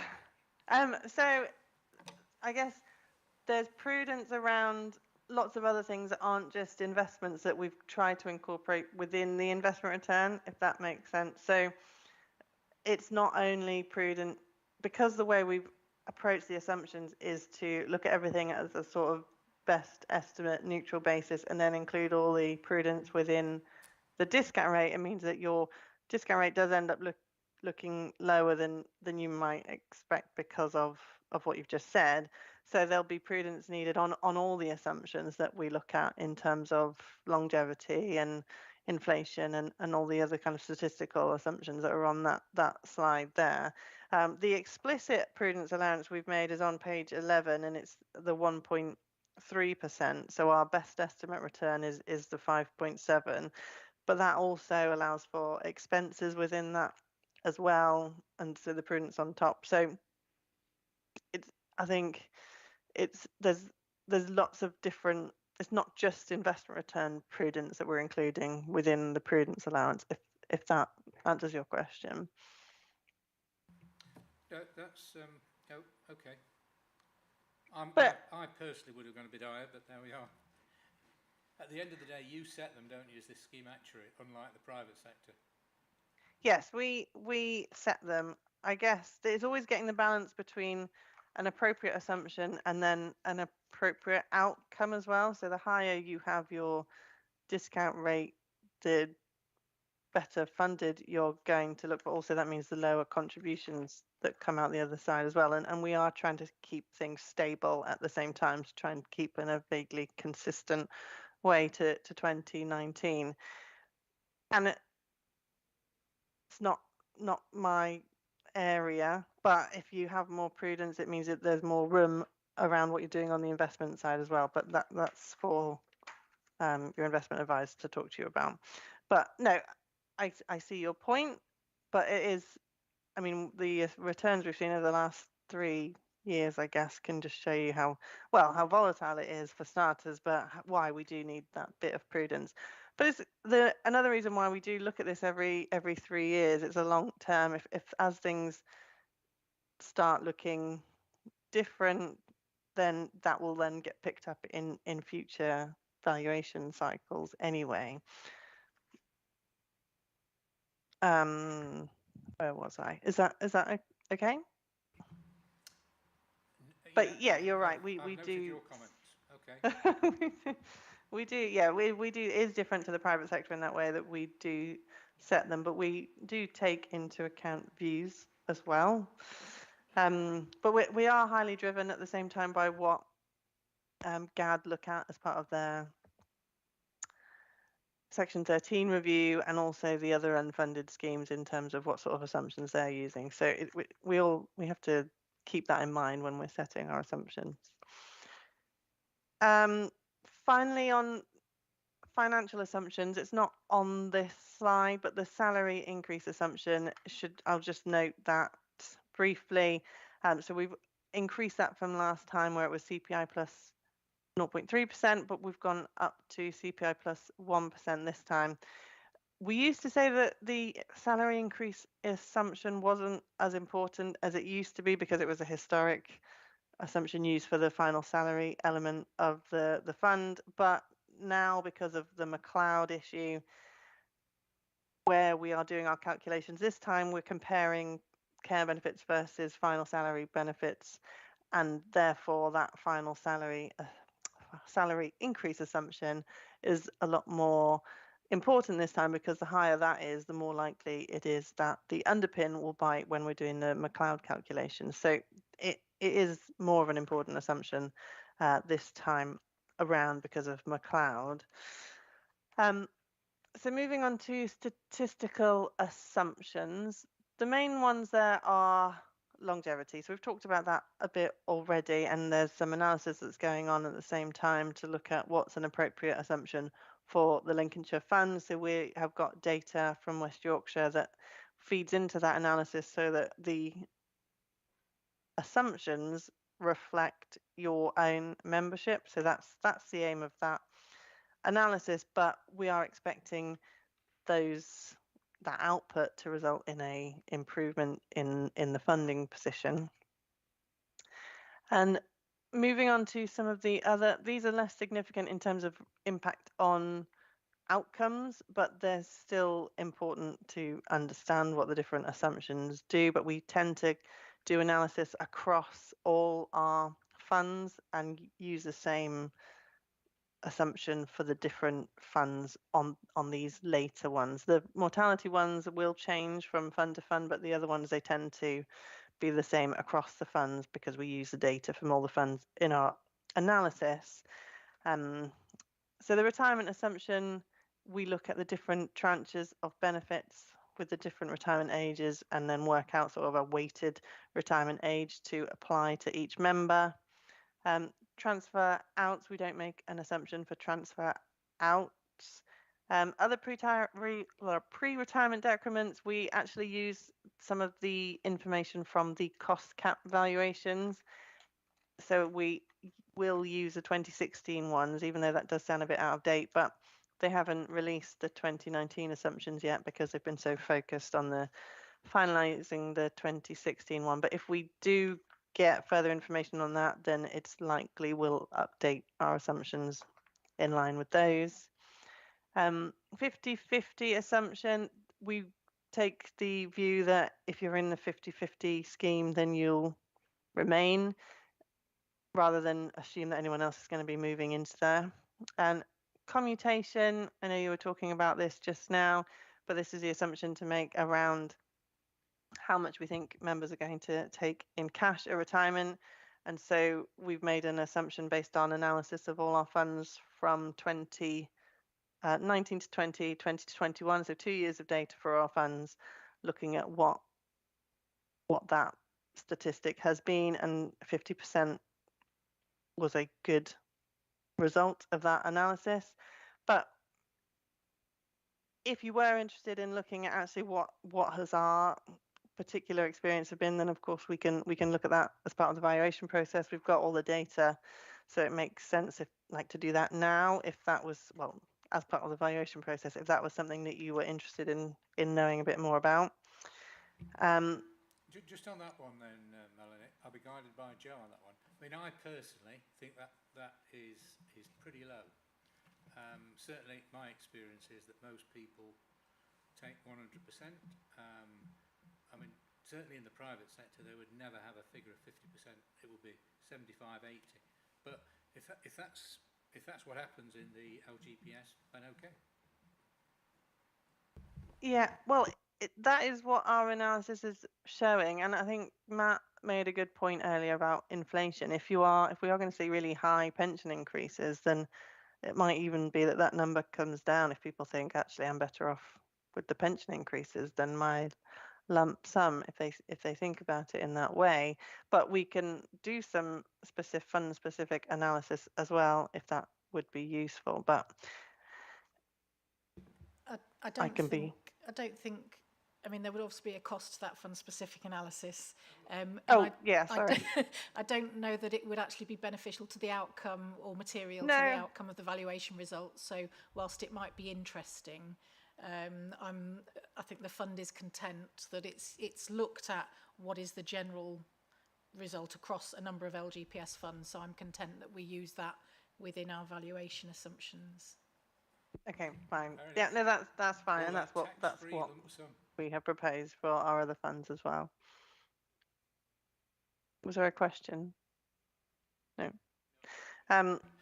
Okay, then just finally on family statistics, this is not a particularly significant one in terms of outcome as well, but again, we look at experience in terms of how many males are married, how many females or have a partner, and then the age difference between the two, and that is the assumption that we have proposed to use this time as well. So I'm happy to take some questions on the actual assumptions, but otherwise I was going to look at page 16 at the projected funding position. Are there any questions? No? Page 16 then. Yes, there we go. So what we've done is just some analysis on what we think a rough idea of what the numbers might look like, because this is, I have to caveat it a lot, because this is based on the 2019 data still, and this is also based on these proposed assumptions, and we haven't updated the longevity assumption, but I think it's safe to say that there will be an improvement in the funding position. So we've detailed here that we're looking at around 100% in terms of funding level with a small deficit, but that's not the final number. There's still a lot of work to be done, but it's safe to say that there will be an improvement from the 93% funding level that we had back in 2019. And in terms of contributions, this is difficult to say, and that's partly why it's not really been covered in this report, but because of those upward pressures on inflation, there may be some increases in primary rate, but on the other side, if there have been improvements in funding position, then there may be some decreases on the secondary side. So it will depend by employer, because it all depends on their own personal experience. But I think we are anticipating there to be some increases in contributions, but not significantly. So so that is really all I wanted to cover today, but I'm happy to take some questions if there are any more questions. Are there any more questions? Kim, anything from you? No questions from me. Thank you. No? Mark? No? Nobody else? Just, it's not a question for you, Melanie, as such, but can I just an open question? Is how much of a say on these assumptions does the fund have as a regard to the actuary have? So how much, if I may say, pension committee, you, Joe, or what sort of influence can you bring to the valuation assumptions, please?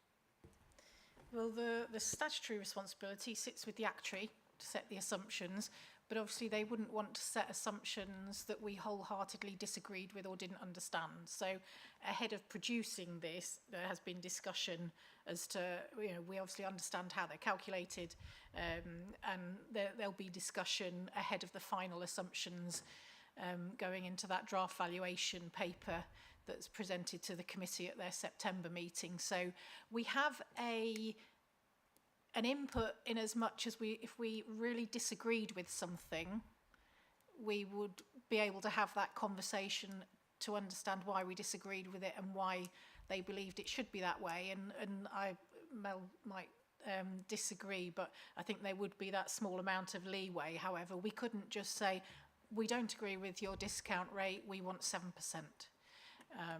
So at the end of the day, they set them, but the committee and the fund has to be comfortable with, it's more about the process of setting them really, and understanding and making sure that they make sense to us as to how they've come to that conclusion.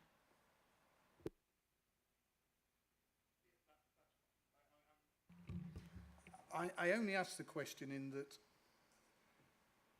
with the funds potentially now being, we're solvent, if you like, we're fully funded, give or take, aren't we? excuse me, we're at 100% according to page 16, other than 2 million, is it? Something like that. So when you take the results of the valuation back to the scheme employers, is there going to be, or I know there's no surprises, but is there going to be an expectation that rates are going to be less challenging for them than because of the funding position?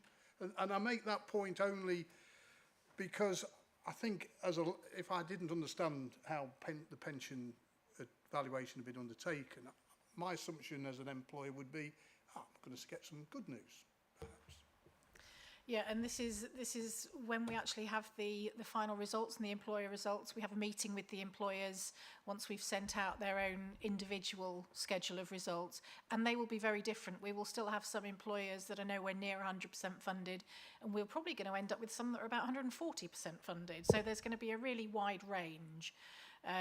But it's in the understanding that whilst overall the fund might be 100% funded, it is that snapshot in time. What happens going forwards, change in liabilities, change in investment returns, it's not that we're 100%, we can stop now and that's it, thank you, we've got enough.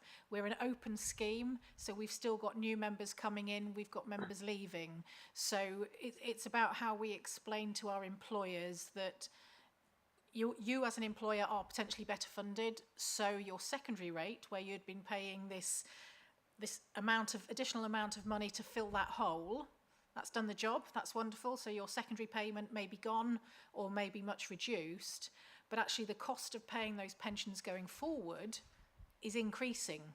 So for all your active employers, every day service they get, there's a cost to that building up the pension. So the primary rate, because of the increase in CPI expectations and other things, that's going to be going up. So we've already started kind of trying to set those expectations with our biggest employers, that what we would hope is just to give that stability. Because the other thing we don't want to do is they see, and sometimes the prudency we can put in here can help keep that funding level at a level we are more comfortable with. Because as you say, if we were to say we were 120% funded, then yeah, our employers might be very unhappy if we're saying, but we need some more money from you. So, and in 3 years' time, I mean, in my time, I think when I first came in, we were 96% funded. We went down to low 80s, and we're now at 100. So it will move between each valuation, but it's about setting the expectations for those employers and making sure they understand how their contribution is made up, and if it's gone up, why it's gone up. So once we have that meeting with them in November, they also have an opportunity to have a one-to-one with the actuary and discuss their own individual rates if that's what we want. So there is some potential leeway. You know, we don't want to put any employers out of business, but it's also protecting them over the longer term. So in 3 years' time, if markets have gone pear-shaped and we're suddenly down to 90% funded, they don't suddenly have to find another 10% of contributions for the next 3 years. So it's kind of looking at that longer term stability whilst also considering their affordability, and there's a number of different factors that go in. So I think it's mainly about how we communicate this to them, making sure that they understand if it's increased, why it's increased. Anything else? If not, the recommendation is that the board, I think we'll say note rather than consider the actuary's proposed approach for setting the assumptions for the 2022 triennial valuation. Happy with that recommendation? And thank you, Melanie, for that explanation and that presentation. Not all actuaries can present like you can, and my experience is that a lot of pension trustees kind of go out the door and they've not understood it. But that was very good, so thanks very much indeed. Oh, thank you very much. Enjoy the rest of your meeting. Okay, thank you. Can I suggest we have a comfort break? Yeah? Coffee break or whatever. 1:45. I'll be more lenient than the pension committee chairman and give you 10 minutes.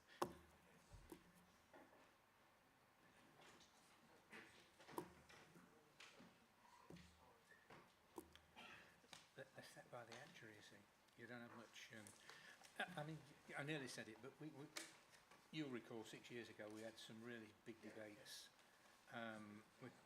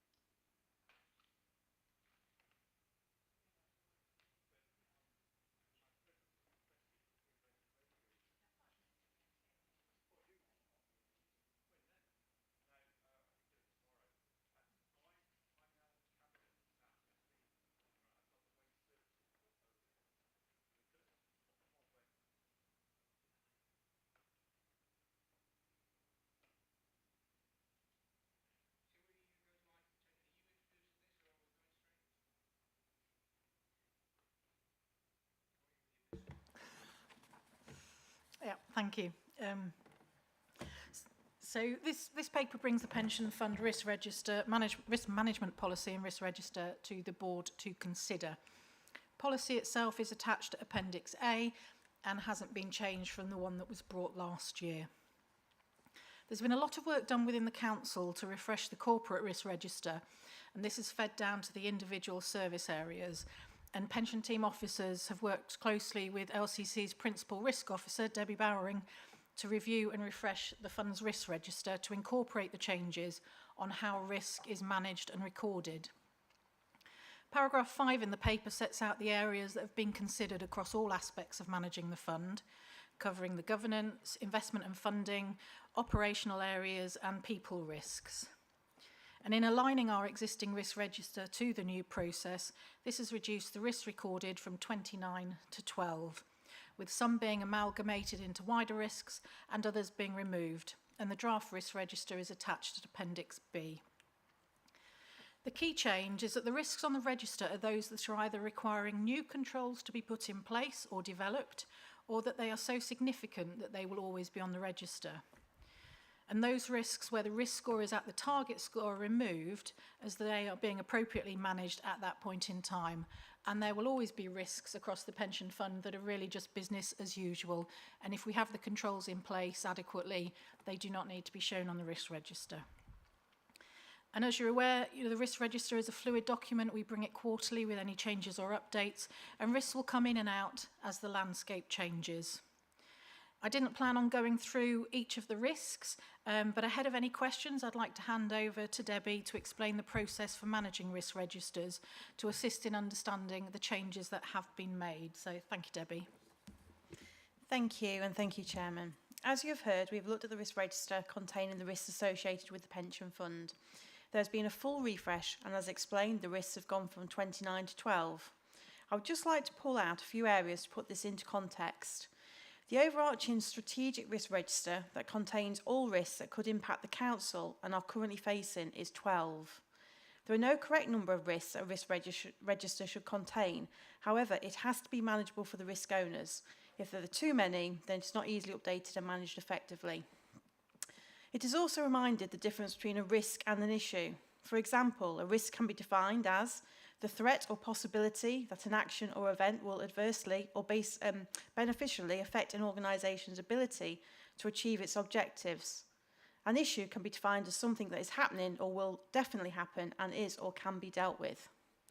Risk management is about putting a process in place to help us understand, evaluate and take action on all our risks, increasing the probability of success and reducing the likelihood of failure. However, it has to be proportionate. The key thing to remember is that not everything has to be documented, only those risks that are going to pose a threat to achieving the objectives and putting this into context. Moving forward, best practice on risk management is to focus more on the controls and ensure they are making a difference, being more measurable, more KPI'd, or rather than just statements, they're making a difference. We have also purchased a new risk management software platform called Sharp Cloud, which helps us to link risks and issues to other areas of the business. You will still receive regular updates. However, the format of the risk register may look slightly different going forward, but will have the same information on it. I hope this is providing you with a bit more context, but I'm very happy to take any questions. Thank you. Thank you, Debbie. Joe, looking at you, do you want us to go through the risk register? I'm happy. I'm assuming that everyone has read it, and so I'm happy to take any questions or take any comments on board. Whilst my colleagues are thinking about it, can I just look at, can we look at G1, where current risk or target risk score, I guess, I suppose this morning has kind of caused me to think about this particular one, because at the end of the day, probably one of the most important topics, the investment issue, we had 4 pension committee members out of 11 and you know, that is not good governance. I also felt that kind of the recommendation, yeah, better be careful how you record this. I also felt that it was a strange vote, really, just to kind of note it and not feed back to Lord of Coast. So I suppose I'm questioning whether or not the scoring of that is correct. I think it's perhaps two different things. The number that was still remaining at the end of the committee, you know, obviously committee attendance is out of our hands. One thing we are looking at, I think that's to do with the overall governance structure of the fund, and one of the things that we are looking at is how perhaps to make the pensions committee fit for purpose given the changing requirements. So is 11 the right number? Is the makeup of elected members versus added members correct? Have we got enough other employer representation, which I don't think we do have, given the good governance review that's coming up. So obviously these things take a while to change because they have to go through the constitution. So we're starting that process. On the training side, and this is more specifically about knowledge and understanding, this risk G1, it is an area that's really difficult. You know, feedback I've had from committee members is that they didn't actually understand the requirements coming in. So there's a lesson for us to learn from that next time we have kind of new committees, to make sure that we are very clear on what the expectations are. And I think that mandatory level of training, which we're hoping to get in through the constitution, will help, but also just being able to work with democratic services for the training that's done when we have a new council, about actually these are the expectations on the pensions committee. The time expectations, I think, outside of the committee are probably greater than perhaps some others, and it is an area that a lot of people have no knowledge of until they come onto the committee, because it's very, very unlike other council committees. So we're doing a lot of work there, looking ahead, but there isn't a quick fix. I think the change in the knowledge and skills, so for those that weren't at committee this morning, we took a paper on the annual training policy and training plan for the year ahead, and one of the recommendations that was approved was that we subscribe to Hyman's online learning academy. So that will be open to the board as well. We will get licenses for everyone, and that can be built into your required training.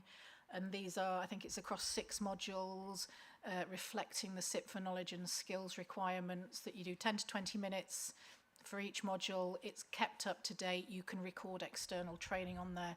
I think that will help bring this risk down. So these are things that we're bringing in and developing to try and get where we need to be. But the difficulty we have, and all pension funds have, is just the natural turnover within the pensions committee with the 4-yearly cycle of elections. So we may never get to where we really want to get, because nobody becomes a councillor to manage a pension fund, and to have that wide breadth of knowledge, because the pension fund isn't just investments, it's the administration, it's the governance, there's a very wide range there. So we're looking to do, this is why it's on there, because we're putting things in place and we're making changes to try and bring that score down. I don't know if that answers the question. No, that helps considerably. That review is just Lincolnshire. I mean, it's not been kind of driven nationally. No, we're just trying to get ahead, because we know the good governance reviews there. That's been on the back burner for quite a while, and may still remain there for a little bit longer now. So we're trying to just get the ball rolling where there are things that we know we want to change and we know we want to improve. Yeah, another thing we're looking at is clearly setting out the decision making and delegations, because the constitution is very, very high level, and again it's something else that's going to be required. So let's start looking at it now, because all these things are going to take quite a bit of time to work through. Can I just make one comment? I mean, I agree with you about the composition and you know, member nominated, etc., etc. So If you want an input from me anytime, then I'll be delighted. Right, Mark. Yeah, thanks for sharing. Yeah, I think myself and Joe discussed this issue, didn't we, at the PLSA, the government conference, and how we get members to engage. This almost sounds quite analogous to the situation that the planning committees is a district council, which is a very time-consuming and intensive committee. Members have to sit on it, require mandatory training, and actually there is an awful lot to do in terms of reading fairly large reports and going on site visits and things like that. So there is a big commitment of time. And certainly what a lot of district councils do is they, as well as having the main nominating number of councillors, also have substitutes as well, a number of named substitutes who've also been through the training as well. So, for instance, if a number of the regular pension committee members can't attend for whatever reason, you can call on substitutes who have been through the training and can go on if it's a case of a quorum or having more councillors there. So I'm not sure if that may be one option potentially. I know that might work. It's just throwing it there as a possible solution. Thanks. Yeah, something came up earlier in committee actually about the concern of having substitutes, given I think it's because so many areas are really fast moving. I think planning, the regulations perhaps don't change that regularly, but both the investment world, the admin world, everything is in flux. Feels like constantly. So we actually don't allow substitutes on the pensions committee for that very purpose, because if an important decision came up and we'd got a room of substitutes, once a decision is made, say to terminate a manager or something along those lines, it's very hard to go back. So that has been considered, but ruled out. Okay, Joe, thanks. It was only a suggestion. I wasn't here this morning, but that's fine. Thanks. Yes, thanks, Roger. Can I just sort of ask the question? There's 12 defined risks on the register, which are all at an assurance status of substantial. They're all, so there is no low or limited and no high. They're all at the same level. Is that pure coincidence that they're all the same level, or is it only showing 12? I mean, there were quite a lot more, weren't they, on the original register, which had a different measure, but these are all the same level. Yeah, I think most of the high ones came off, because actually if we're confident that we're doing all the controls that we can and there's nothing to change, then this is where it comes into, actually that's kind of business as usual. We're managing those. Should something happen, and something that we were quite confident that we were managing all those risks, something happened, regulations changed or something, that would then come back on, and it could initially come on as low if it was something that was completely different and we had to build a new system of controls, for example. We didn't really have any low risk, I'm getting that the wrong way around. I mean, if it's a low risk, it's the assurance, isn't it? So yeah, if it's a low assurance, we didn't really have any low assurances previously. So it's not that any of those have come off, but if something happened, say there was a completely unexpected change with McLeod, for example, and we'd done all this work, this is the royal we, had done all this work to get everything in place for the expected outcome, suddenly that was all changed, that would come on with low assurance because we urgently needed to do something, change what we were doing and put some different things in place. So any that were high assurance, they don't need to be on there. They're being well managed. We'll only bring risks onto the risk register now if there's something we need to do, unless it's something that, is say, that we don't at the end of the day have enough money to pay our pensions is always going to be the key risk. But hopefully that answers the question as to why we have lots of controls in place for these, but there's still stuff that we're developing and can do a bit more, but none of them are ones that we're really worried about at this point in time, because this is a snapshot. that we have low assurance. And I think that's backed up perhaps by the audit reports that we get as well, and the reviews there from them. If I just raise one as an example, and I look across at Matt again. If we look at P1, loss of key staff and loss of knowledge and skills, well, we've discussed today that we're having difficulty, I say we again, in recruiting. So I'm not suggesting that it's not substantial, but what I'm hearing, let's say, across local government pension funds in general, is there's a shortage of staff that are just in the pool. And I'm just wondering, the reason I say that isn't that I'm not suggesting it's not substantial, but is that, has it been considered in a different way, may I say, Joe? You know, that one as an example. Yeah, I mean, and this is wider than just admin. This is across our team as well. And you can see that the likelihood is third box up in the amber. And we are doing an internal review of our team.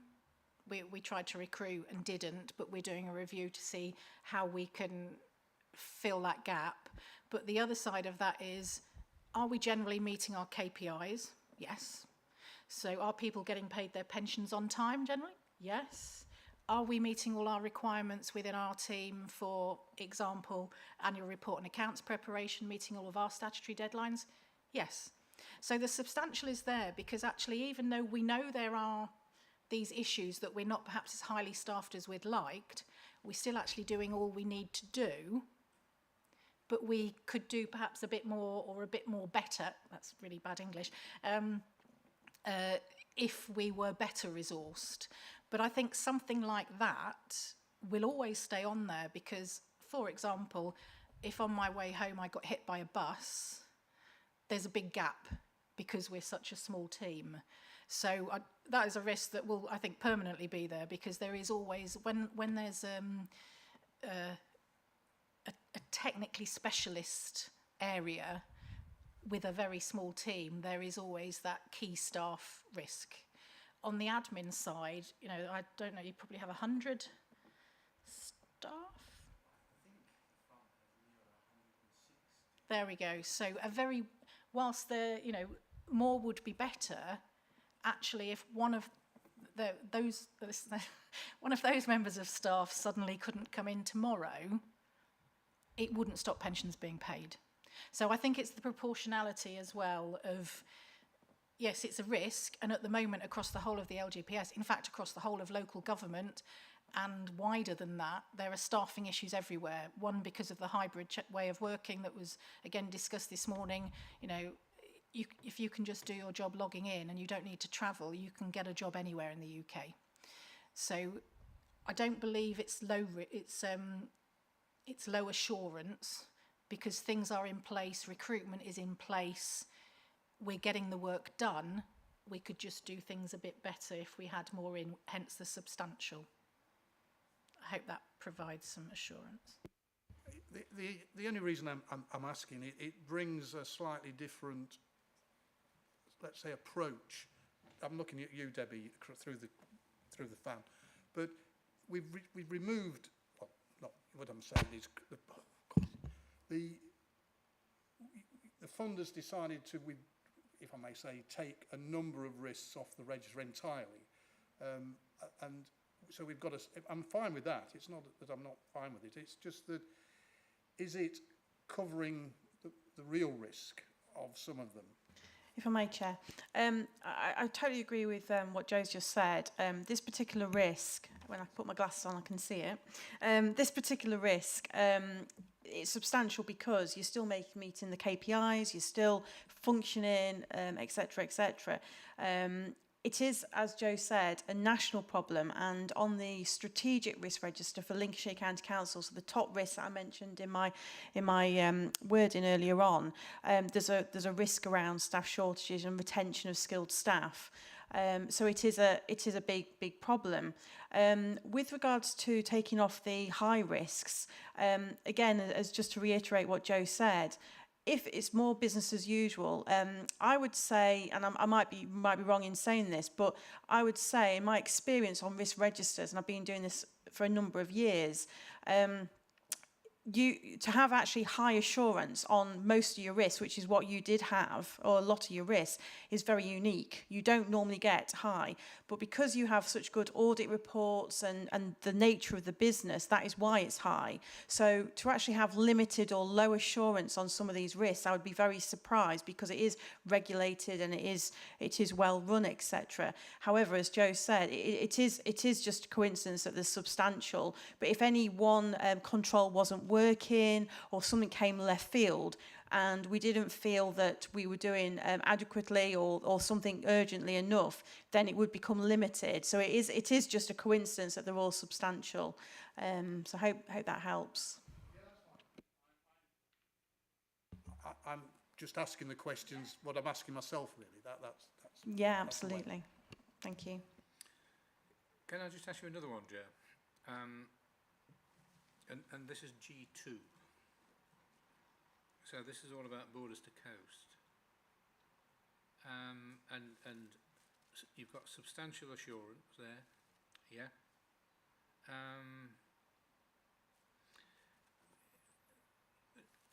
Two aspects that I guess concern me. I've read that there's some suggestion that the government might be pushing for consolidation of pools, number one, and our governance is better than all the others. And also, I detected, when we had the investment committee, the special pensions committee about investments, and Rachel came, I detected there, she'd lost some key staff, and okay, you could argue, well, that's just staff turnover anyway, but I guess Leeds is not going to pay as attractive salaries as some of the investment houses in London and bonuses, etc., etc. So I went away from that meeting slightly concerned about kind of the future, not immediate future, but the long-term future of borders to coast. And maybe, I worry too much about that, but. Yeah, so on the first point on consolidation of pools, there's been much said about that. Theresa Clay from DLUHC spoke at the PLSA about it. We've had numerous meetings. I attend the cross-pool client collaboration group, which is made up of representatives from the funds across the pools. And last Monday, we also brought back the cross-pool collaboration group, which had the 8 pools represented, plus representatives from funds within those 8 pools. So, there's, as you'll be aware, there's this big consultation that's supposed to be coming out. We've been waiting for this pooling guidance. I think it was April 19. It first was being talked about the issues of some funds not playing the game, basically. Government are getting frustrated, apparently, with the lack of speed of transition of assets across to our pools. But as I say, Theresa Clay has been involved in these groups where sometimes the message is, she's giving a message from ministers that is sometimes unclear as to what exactly is wanted. It may be that in time 8 pools becomes 4, as much as it may be in time that there is no funded LGPS. So there's a lot of speculation, and there are different ministers across government, or were, with very different views as to what should happen to the LGPS, say from let's just take the money, they can be unfunded, the rest of the public sector is let's do that, to let's just have 2 pools, one that's passive and one that I would have said active, or infrastructure, or levelling up, whichever the latest topic of interest is. So, you know, on that front, what we're doing is working all the pools together to give a, where possible, united message back to government to explain what we are doing, why things take time, why you can't just transition everything tomorrow because you have to build what is wanted across your number of funds. So it's, you know, we're still continuing that education and understanding piece with government, but making sure that we can speak as loudly as we can as LGPS funds. So on, that's kind of the consolidation side. So we don't know where we might get pushed to go, but we're trying to let them understand that actually generally the pools are doing a good job. We publish our cost savings. We're on our way to doing what we set out. On the other side, yeah, absolutely. Border to Coast have lost some key staff.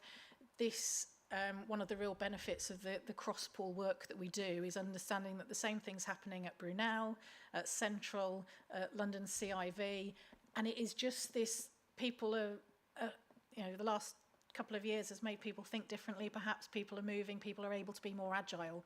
So the whole change in how people work hasn't helped.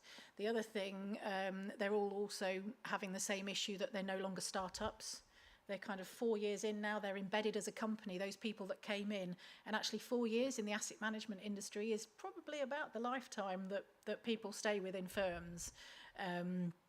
So it's all quite natural. They're still managing to a point, and Border to Coast have appointed some really good people. Yes, there is a tension, I think is perhaps the best word, sometimes with the partner fund, or with the joint committee and with the budget setting, particularly around salary increases. But there's work that's being done on the overall governance framework with Border to Coast to look at can that be made easier for the company to manage their business? And perhaps as shareholders, we get involved in the bits that we need to get involved with and not in bits that are actually running of the company per se. I mean, this risk is about the relationship with Border to Coast and how that's managed, and just the overall governance structure, I actually think works well. There are obviously some improvements that we can do, so we are doing this review, this governance review, which is why it's still on there, because when it was first done, it was a brand new company, so the requirements and oversight then were very different to when it's more business as usual. It doesn't mean we're taking our foot off the pedal, but perhaps we need to concentrate on different things. So I'm content that those are the right scores there, and I don't have any worries about our longer term relationship with Border to Coast. Anything else? Kim, anything from you on the risk register? No, I think you've covered what I'd queried anyway. Thank you. Okay, thanks. So, are we happy to go to the recommendation? Review and approve the risk management policy, and review and approve the risk register? Yep, agreed. Right, thanks very much, Joe. Thanks very much, Debbie. I'll take your 12 forwards. I like that. Item 11. Annual report and accounts. This is you, Claire. It is, thank you. The report today brings the draft annual report and accounts to the board. The annual report and accounts have been prepared in accordance with statutory and industry guidance as set out in the Code of Practice for Local Authority Accounting. And a copy of the document is attached to the papers at Appendix A. The annual report is a large document, but it provides lots of information on the fund and includes governance and management information, investment details including data on pooling, employers, administration and member information, and the fund's annual report and accounts, as well as copies of the fund's policies and statements, although you'll see that these will only be attached to the final document when it's published, as these were seen by the board in March. Paragraphs 1.3 and 1.4 of the report bring to the board's attention the timing of issues relating to valuation for unquoted assets. The draft accounts have been published in advance of the fund receiving all the final 31st of March valuations for these holdings. And as further valuation information is received, it will be reviewed and incorporated into the accounts if it's considered material either at an individual level or collectively. This may mean that the final version of the accounts will differ from those presented today, but any changes will be brought back to the board for information later in the year. The annual report and accounts are currently with our external auditor, and we will provide updates on their findings at the meeting in September and a copy of their final report to the board in December. In relation to a question asked in advance of the meeting regarding the border to coast costs, which are set out on page 170, these purely represent the element for Lincolnshire, so are 1/10 of those costs which have been incurred. I'm very happy to take any further questions on the report. All right, thank you, Claire. I don't know how you want to play this one. I mean, I've got some cosmetic comments, which I'm more than happy to email in, quite frankly. I just think that, you know, we don't want to be kind of bogged down on that. So I'll email them in. And presumably you'll also pick up one or two from Jerry. Yeah, those questions, it's in terms of how certain items are presented. Yeah. SITFA very kindly provide us with example accounts which are based on international accounting standards and the pension SORP, and so that presentation is in line with that. And it really, the questions come about whether items should be presented, I suppose it's as debits and credits or in brackets. Yeah. But the net asset statement, the net assets included at the bottom of the revenue account in effect are the reserve position, so they're the credit side of the debits which are set out on the balance sheet. So there's some very good explanations for it, and it's all in line with what we should be doing, and I can come back with some details on that. You'll explain that to Jerry, will you? Happily. Please. Any comments from Dave, Mark? Can I just ask, I think I know the answer, Joe or Claire, but just looking at, as we seem to be forever adding to our list of scheme employers, where are we at now? 270, getting nearly to, I mean, Matt was saying we've got another, I can't remember how many you said, 5 in the system or even more. I was looking just at the admitted bodies, which is a smaller group within the document, and there's quite a range of primary rates that they pay. I mean, it ranges from 17% up to, gosh, well into the 30%. Now, as we come to evaluation, and we've talked a little bit about the valuation and the assumptions, but some of the rates do seem really high in relative terms. Are these reviewed, are they only ever reviewed at valuation? There was a bond, as I recall, in the time, you used to apply for admitted body status. It went to an actuary, there was a bond requirement and such, and then we came back with a rate. But is it only every 3 years that these rates are reviewed?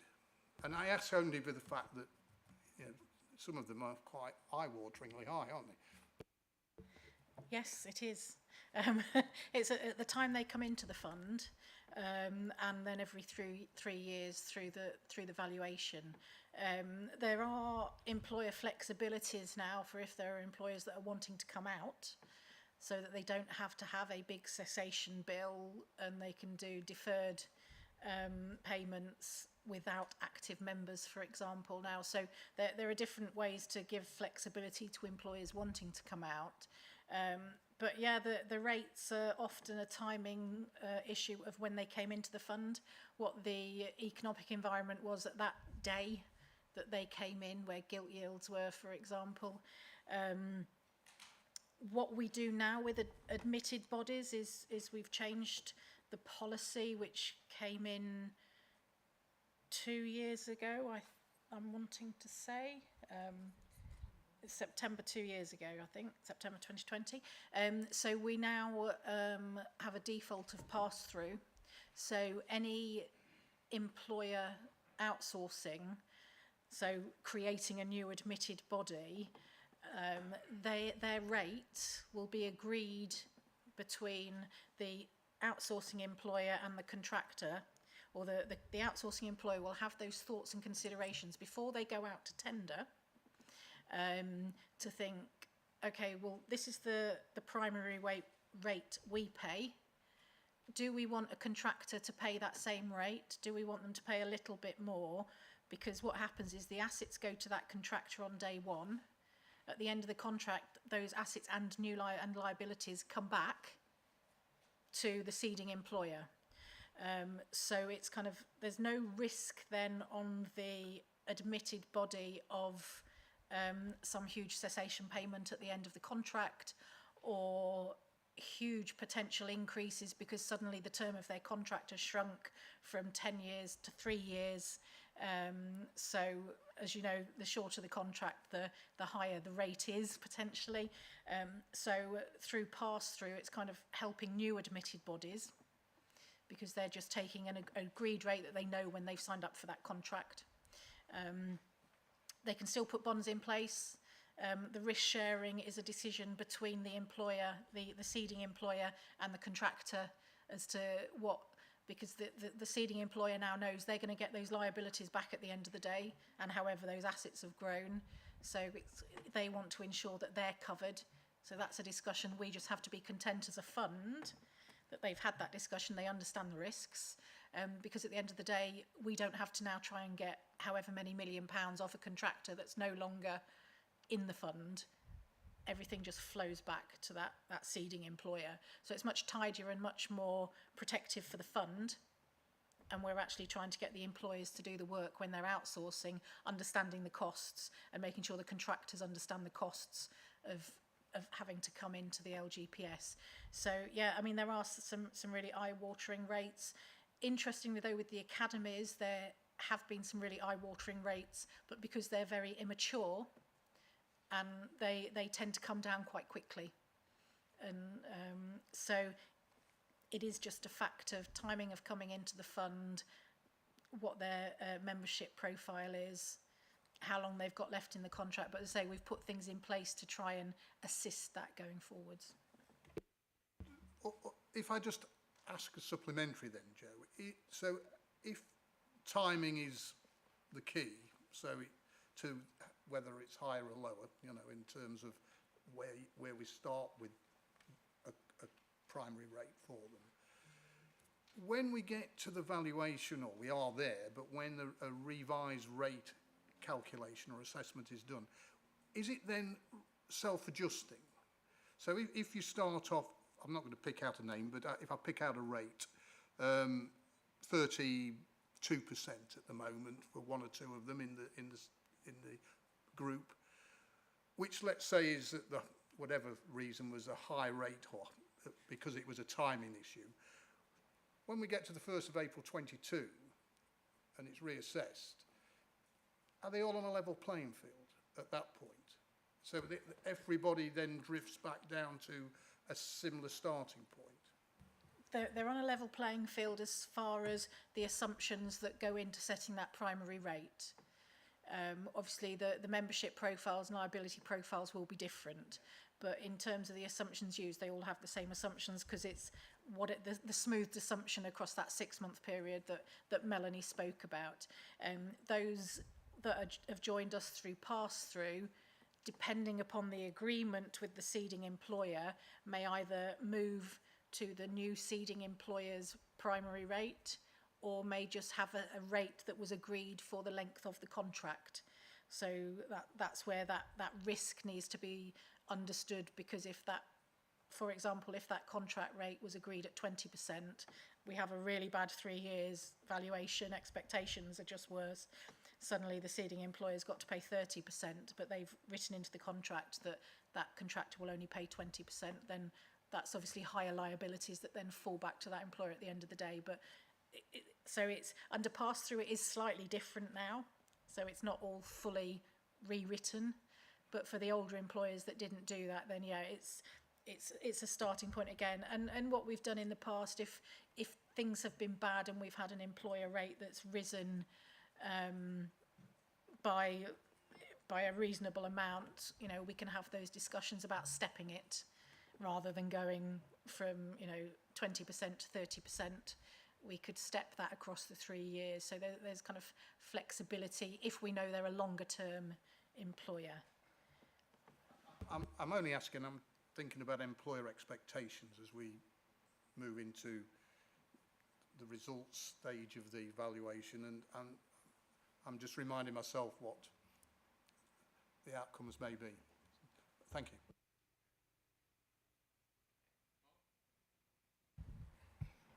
Yeah, thanks, Mr. Chairman. Obviously, I know in previous years there's been, I won't say issues with the external auditors, but the external auditors have raised issues with the main county council accounts going forward. I know they keep tightening their requirements.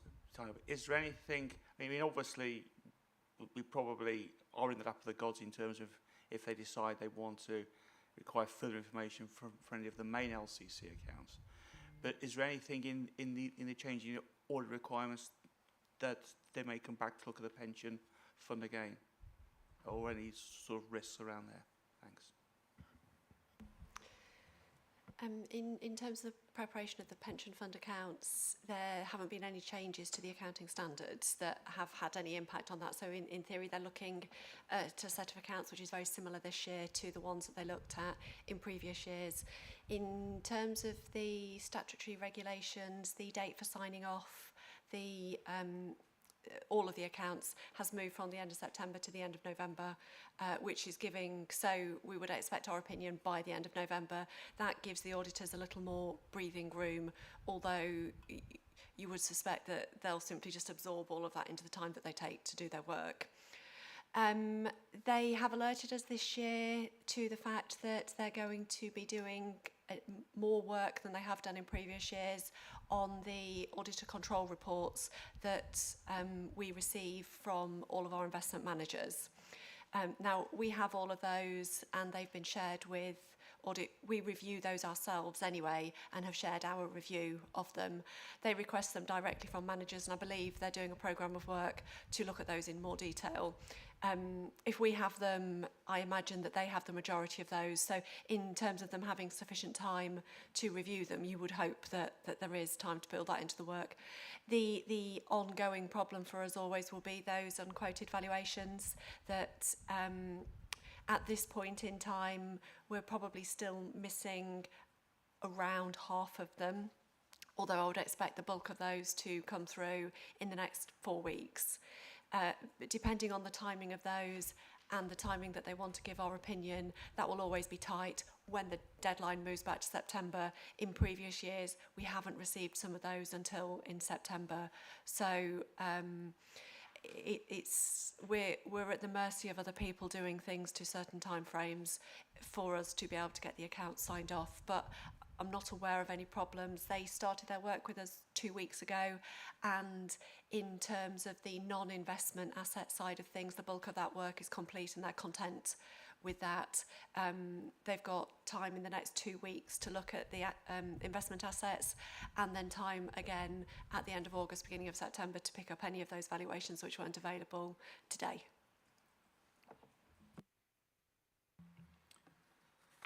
Anything else? No? Well, to both of you, I think it's an excellent document, if you like accounts. But no, really is a professional document, so thank you very much and well done. And the recommendation is we note the report and the annual report and accounts for 21-22, but we'll have another bite later on. And if anyone's got any kind of minor comments, email them into to Claire. Thanks for that. Training needs. Is that you, Claire? It is, yes, thank you. This item is the board's normal opportunity to discuss training needs and review any training that you've attended during the last 3 months. Attached to the report are conference notes produced by Hymans Robertson for the face-to-face LGC investment seminar from March and the PLSA local government conference in June.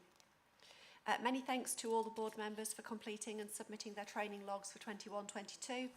These have identified 2 areas where members would like to receive some further information and training. and these are on the consolidated TPR code and the pensions dashboard. And if it's okay, we'll pick these up in the next item on the agenda to build them into the board's work plan. The report also contains details of the online training academy, which is being created by Hymans Robertson. Following the Pensions Committee this morning, committee members have agreed to add this to the training to be completed by the committee, and as Joe's already mentioned, all board members will also be provided with access to this tool, so you can review and complete training on there as required and necessary. I'll hand over to the board to discuss any training matters and training which has been attended. I'm aware that a number of board members attended the update session specifically for board members run by SITFA and Barnet Waddingham in the last month. And actually Jerry, who isn't here today, has provided some feedback on the Barnet Waddingham session. His thoughts were it was a very informative day with updates on various challenges facing the LGPS in terms of governance, administration and regulations, with presentations from Scheme Advisory Board and the Pensions Regulator. There was also a presentation on the 2022 triennial valuation, setting out draft assumptions underpinning the valuation. Finally, there was a breakout discussion on comparative administration measures across funds. There was general agreement that some comparative measures would be useful, but comparisons must be set in the context of differences across the funds which have been compared. And certainly from Matt's paper earlier in the day, we've had some conversation on that today. Also, all of the board members have or are trying to complete the information assurance training, and we'll talk again in the next item about whether you would like some more information from the information assurance team. But I will stop speaking and I'll let you provide some feedback amongst yourselves from those training events which you've attended. Mark, you go first. Thanks, Mr. Chairman. Yeah, I attended the PLSA Local Government Conference in Gloucestershire. It's about a month ago now, wasn't it, Joe? About a month ago now, which was very informative. As usual, I've had a quick look through the notes that PLSA have done, as I think it's a very good summary of the sessions. Obviously, you can't attend all the sessions because some of them run at the same times, but certainly the ones I attended were up to the usual high standard. I did, Joe's already referred to, we were discussing a previous item around the possibility of some of the pools being sort of merged together, and referred to the presentation that Teresa Clay made. I mean, I was sitting towards the back when she was going to go to her presentation. I don't think there were too many people there who were particularly happy with what they were hearing. I kind of got that general sort of view just by body language and a few sort of hush comments that were sort of coming out. I think there is some reluctance, you know, or sort of opposition towards that. But all in all, I thought it was a very, very good conference. And for me, I mean, I do struggle sometimes from a time perspective. So for me to be able to just dedicate 3 days to sort of attending and being able to do it's a good annual catch-up. It keeps you up to date with all the issues that are sort of happening. So for me, it's an extremely useful conference. Very good, thank you. Mark? Yep, sorry, I attended, or it was a virtual meeting, the Barnet Waddingham SITFA one. It was going to be face-to-face, but because of it was a rail strike, I think, in the end that stopped it going ahead. So it was a virtual one. So Jerry was on the call at the same time I was. So we both attended the same day. Quite correctly, it was very informative. I mean, McLeod raised its head quite highly, if I may say, a lot of concern about what Matt's made us aware of today. We also talked about, I mean, it was Roger Phillips, chair of the SAB, who did one of the sessions, and he took us through things like climate challenges, valuation. So we went through pretty much the same level, same sort of issues. But I'm not going to dwell too much on it. I mean, there was what's next. What was this was Jeff Houston, who is now part of Barnet Waddingham. He used to be part of the technical, he had the technical team, I think, in London at one point. Yeah. He's retired there, has he? Yeah, he's gone to there.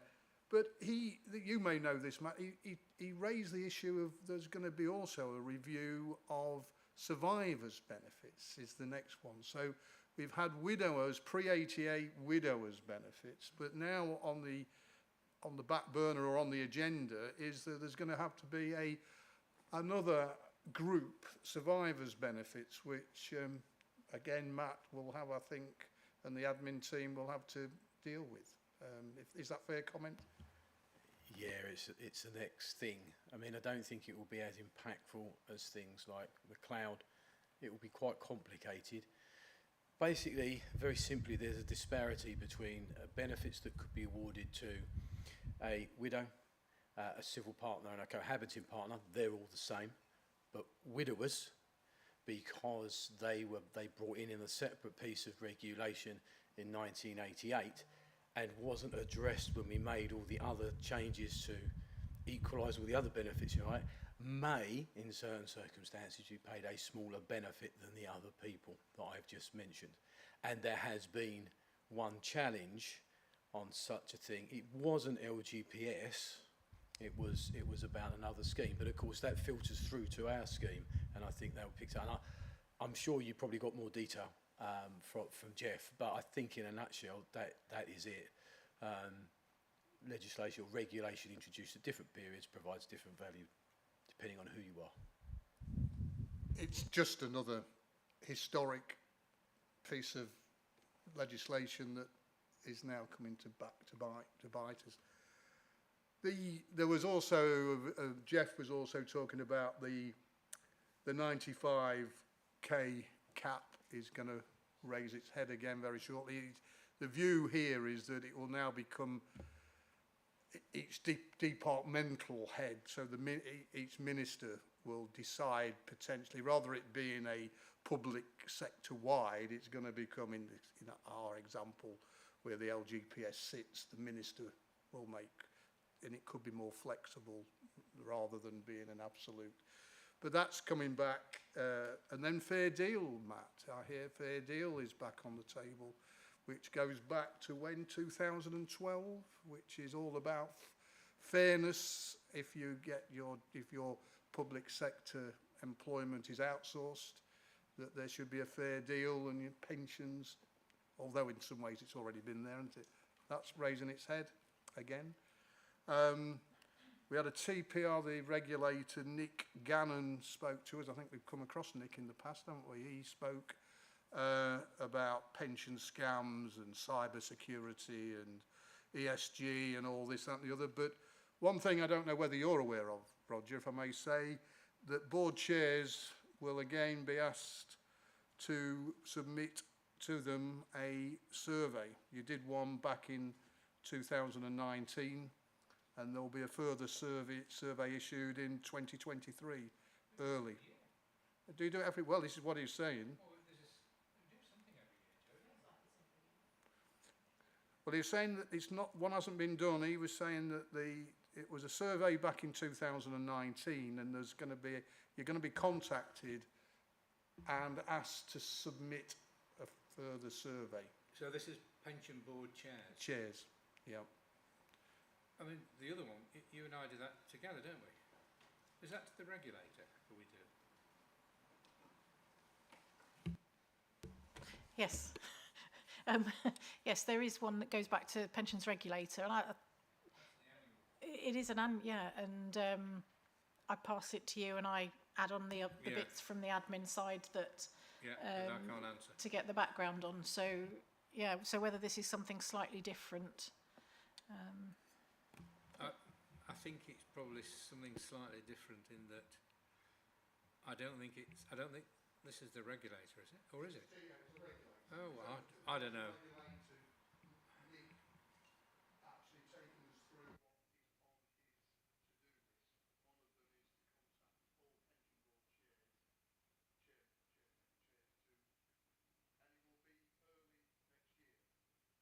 very much for that today. Just to I thought it'd make your weekend, really. But and the only other one I would like to mention that they were talking on the breakout sessions that Jerry talked about. I found myself on a governance one, and it was raised about our board members. Are we covered for insurance? Are we, if for example, if we are deemed as a board to have made, I know we don't make decisions, but if there's a legal challenge to what we have been doing and there's a financial penalty, are we insured? Now, I think pension committee members are covered, but it's whether pension board members are covered. And I have no idea. I can recall having a talk with Debbie's boss about this when we were setting up the board, if I remember rightly. I can't remember what the answer was, but it was either that you didn't need it or you were covered. So, but I would have to go back and look and refresh. But I think the issue is you are not a decision-making body. If I remember rightly, the fact is you can't make decisions within. You can make recommendations, but it's the pensions committee that would ultimately be responsible for any decisions. So if there was any comeback on decisions, it would be to the pensions committee and not to the pension board. But I can see if I can dig out, and I definitely looked at that when we were setting up the board, but apologies, I can't remember. It was more about, there was that view that we are not a decision-making body, but if we fail in our role to oversee, so we fail to do something rather than making a decision on what to do. So if you look at our terms of reference, we don't undertake that as a collective board, could we individually then be sort of... I think that's been raised previously, David. I don't know where it's got to. We'll let you have a look at it. Yeah, I will look into that, and I'll send an email around. But I think the other side of that is, again, the pensions committee are not personally liable either, because they don't have... Pension trustees are, and I think there's always been that concern but that's pension committee members are not pension trustees. They're kind of quasi-trustees, so they don't have that same liability. That discussion has been there a lot of times, and I'm sure the pension board would not be liable, but I will come back to you just to confirm and set your minds at rest. The advice was, within the feedback, to just ask the question as to which we are doing, really. Kim, did you go to the other course? Yeah, I did virtually because I caught COVID the day before, so I couldn't go physically. I have got the slides and the recordings. I didn't know if you wanted me to distribute them to everyone. I wouldn't mind seeing the slides. Not about the recordings. We'll come after. Let's look at the slides first. So, was that Sitfair that you went? Because no, and one was Sitfair, wasn't it? Yeah, it was Sitfair. Yeah, I was due to go and I had my train tickets booked, but as I say, you had to sign a disclaimer, so I did a COVID test and it came back positive. So. Because I think what we were trying to do was to judge whether or not the Barnet Waddingham was better than Sitfair or vice versa. Yeah, I found some of the bits of the Sitfair probably didn't. It was more aimed for pension board members. So I'm not sure whether the Barnet Waddingham was just an overall one, was it? No, Kim, it was board. It was pension board members' annual seminar that I attended. Well, Kim, if you could send those in to Claire, please. Okay. Yeah, that's fine. Yeah. I mean, it was a lot about sustainable investments, and that went on for quite a while, and then ESG and things like that. So I think it covers slightly different topics to what the other one did. But yeah, I'll send them to Claire, and then they can be circulated. Okay, thanks for that.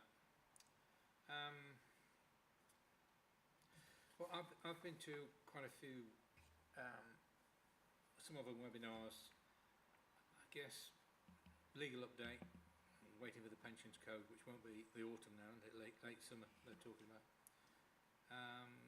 Impact of the TPR's annual funding statement, that was Hyman's. TCFD, if anybody, and the related disclosures, nightmare. Cyber risk, pension scams, that was very good actually. That was an XPS webinar, which was really good.